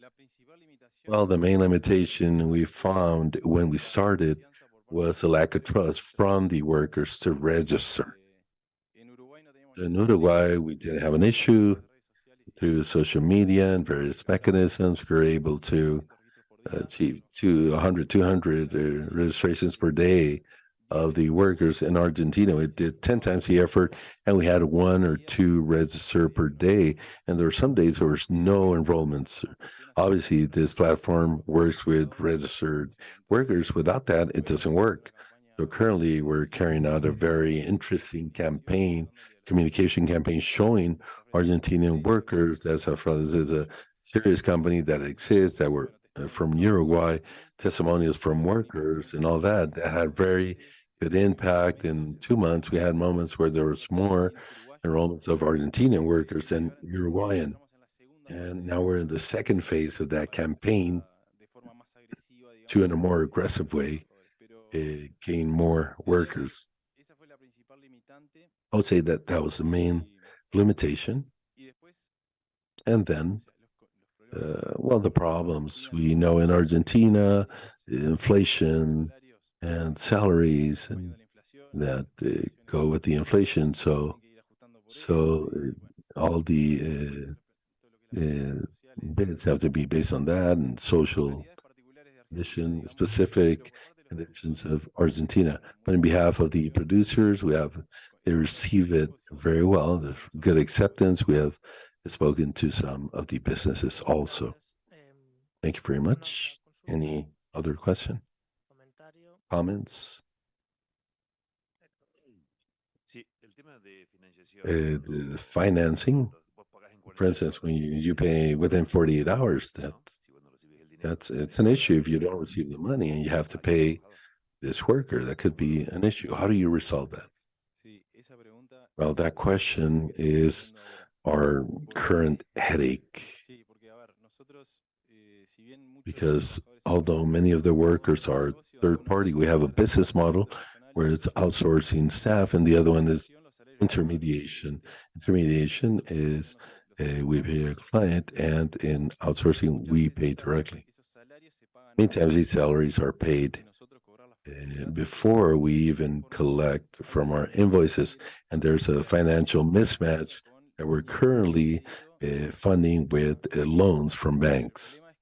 But the problem is that when you grow, as I was showing last year, where we grew a rate of 70%, this year we plan to grow more than that. We hope to grow more. So that growth curve and that capital does not match with the growth. So many times you have limitations to be able to close with the business, sign with business, because you need to have the financial means. So you have to go and look elsewhere. So it's a big issue. And we discuss this with the people from Incluir Tech, that we have to work with impact funds that will be of interest to them. But it is a financial mismatch is an issue. Thank you very much. I thank once again all for AgTechs for today, Incluir Tech, CBI Co, Visuality, and Safrales. Thank you, Angelica, David, Camila, Coriana, and Mauricio. And now the next session before we close and go out for lunch. Thank you, Carlos. And I thank all the AgTechs. Just a few minutes before we go to lunch, we wanted to share with you a launch together with Microsoft. It's a game type, a proposal using digital technology to incorporate youth and children, engage them with agriculture and digital. But for this, I want to give the floor to Gabriel Picado and Margarita Morera, who are the ones who are leading this proposal or proposition. Thank you, Fede. I congratulate you for these work days you've had. I ask you to be brief, to not delay lunch. If you can please help us with the presentation. There it is. So what is that we're launching today? Well, it's a Minecraft challenge, education for agriculture. It's an education for agriculture Minecraft challenge. Next slide. Here I'll give you context of the importance of partnerships. And we have discussed this with Rosa, and you have probably also discussed this widely. And this was 4 years ago, a little more, about 4 years ago. ICA signed a partnership with Microsoft, which I'm very proud of because I was part of the ICA team and the people from Microsoft. And we signed this partnership.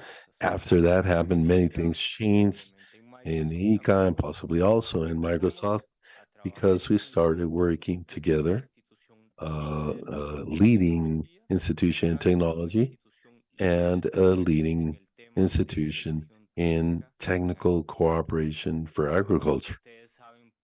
And you perfectly know, and that's been discussed here, how digital technology is applied in agriculture. Possibly Microsoft hadn't thought about this, but Microsoft has many solutions in agriculture. And we have carried out great projects and we'll continue with more projects. As a matter of fact, 2 or 3 hours ago, we are discussing with Margarita of uh, carrying out another project we'll share very soon. And today we want to launch this challenge for agriculture. Next slide. Why this topic and why? Let's continue with the next slide.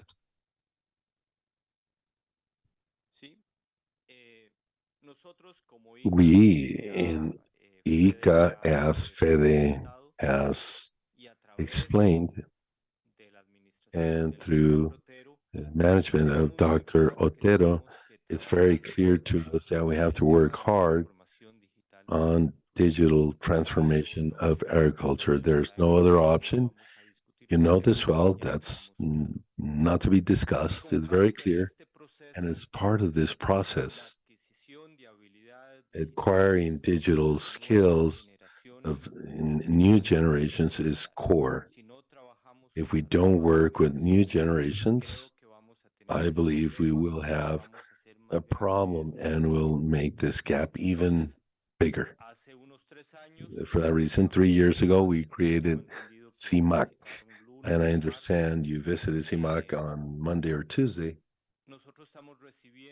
And we are receiving pretty much, or we will receive around 10,000 people per year in CIMAC, kids from 6 years old to presidents of the republic, researchers, academia, universities, high schools, decision makers, private enterprise such as you.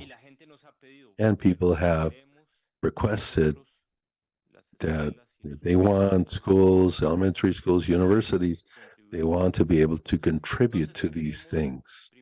So first, we want to give voice to these new generations. We want that with the vision, with their vision and creativity, to develop with this tool that Margarita will be sharing, to develop agriculture of the future and how they see it. We don't know how they'll do it, but we want very much for them to form many digital skills, critical thinking, computing thinking, teamwork, but we also want them to raise awareness on agriculture.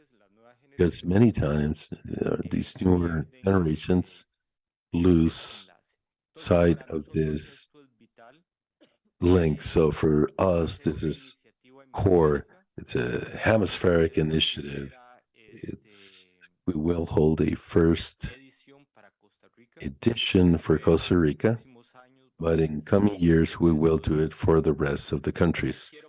So I do want to now give the floor to my friend and colleague Margarita for her, from her Microsoft standpoint, to discuss this challenge.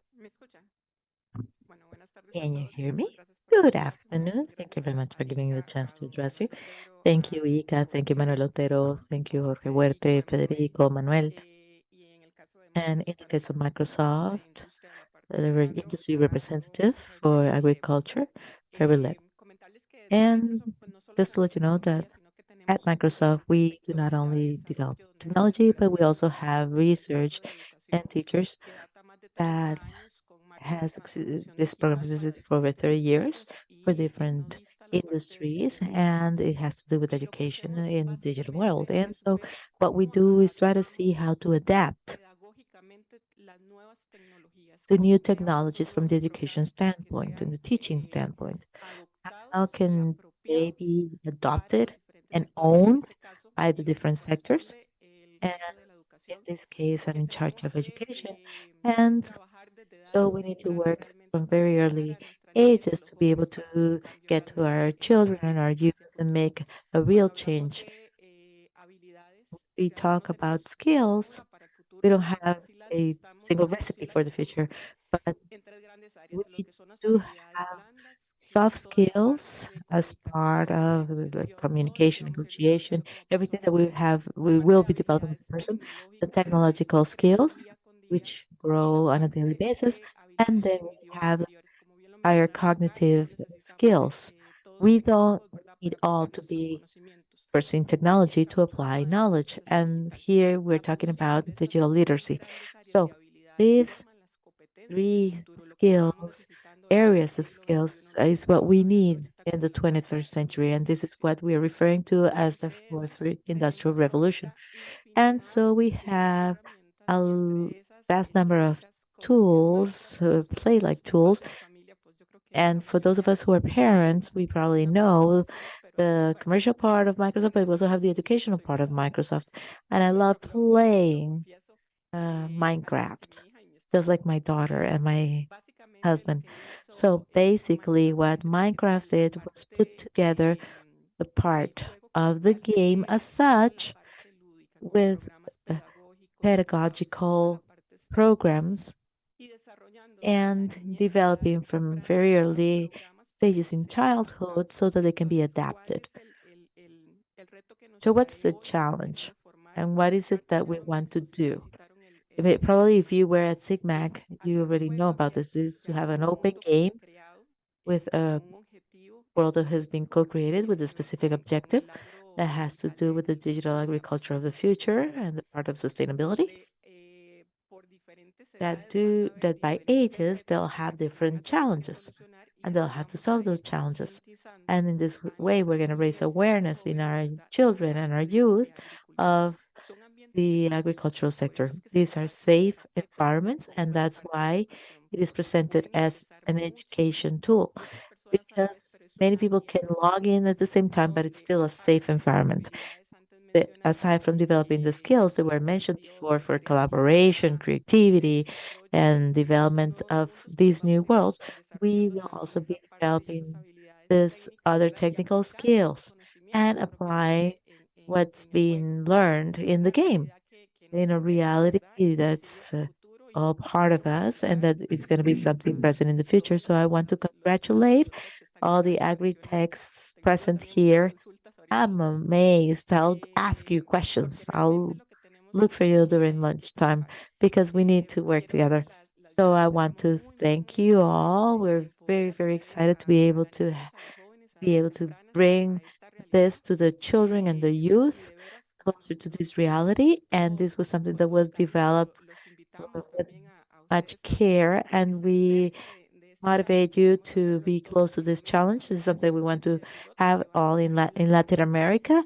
But we're first going to launch the pilot here in Costa Rica, but then we want to make it available to the other countries. And please give us your feedback. We'll welcome it. Thank you. Thank you, Margie. Everything that we do is as a team. So that's why we believe we do well in our projects. And to get to this point, we have worked hard. Microsoft, ICA's team, Fedebert, and other colleagues, and another colleague who is right now in a community here known as Upala. There are she's like there are like 243 kilometers between the headquarters and Upala, where she is. So right now she's there doing a Minecraft session, among other things, with the people from World Vision because they have some clubhouses there. I'm not sure exactly if that's the name they give to the houses, but the children who are located 243 kilometers away from here cannot come to CIMAC. But as our Director General said, who loves soccer deeply, says, well, let's not just play with the locals. Let's also go and play as visitors. So we also go to the rural areas. So I think Lina Gregg is online. I don't see her. Yes. So I would love her to present the next slides.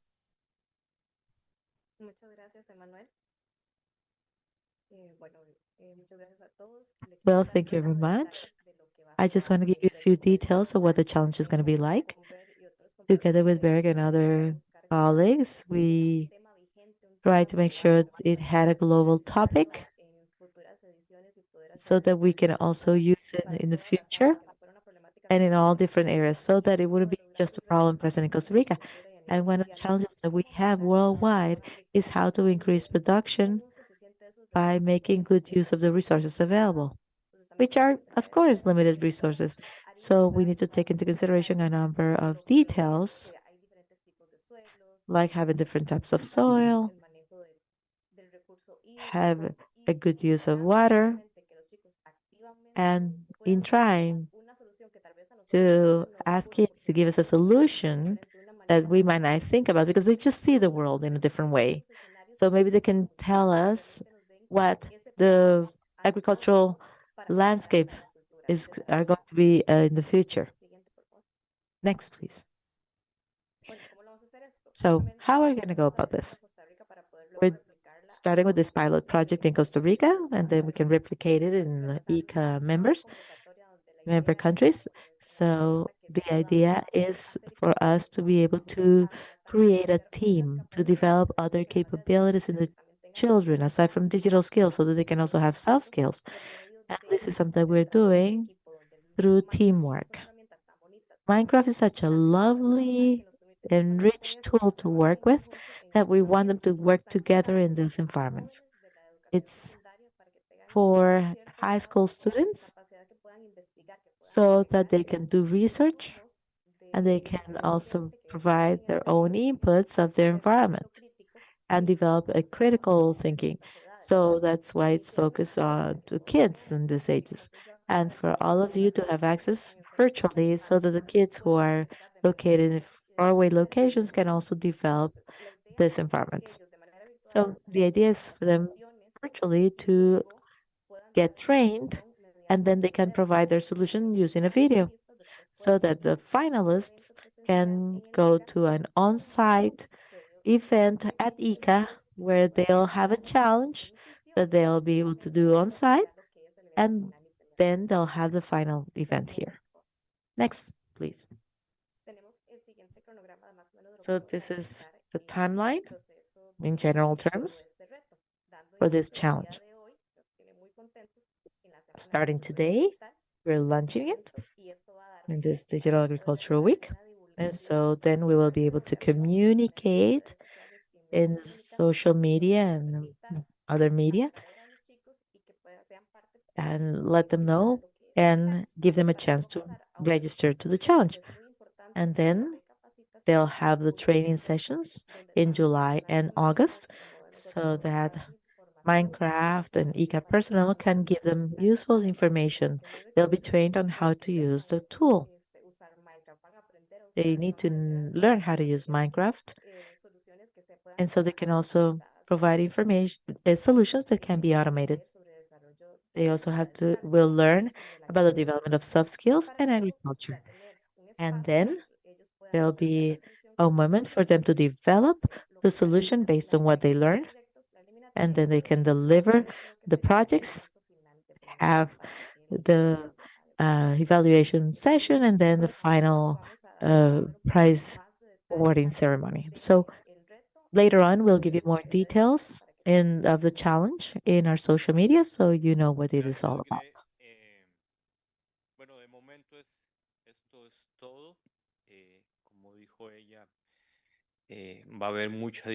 So thank you very much. We will have all the information in ICAS and Microsoft social media.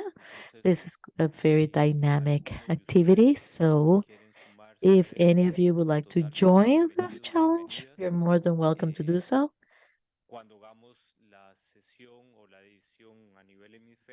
Once we do this, in the whole hemisphere, we would like to ask you to please let people know about it so that more students can join us. And hopefully the outcomes will be quite interesting. So today we're launching it and let's just move forward. Ready? The floor is back to you. So the challenge has been launched. Thank you, Gretel. Thank you, Margarita. As Emma was saying, we urge you to let people know about this challenge so that boys and girls or young boys and young girls can participate in this challenge. Let's go have lunch. We're going to be having lunch in the same place as the other days. And we'll try to be back at 2. I don't know if we'll be able to. It'll depend on everybody's collaboration. We still have like a 45-minute session for any closing remarks, and then we will do the closing of the Digital Agriculture Week. Thank you. Bon appetit.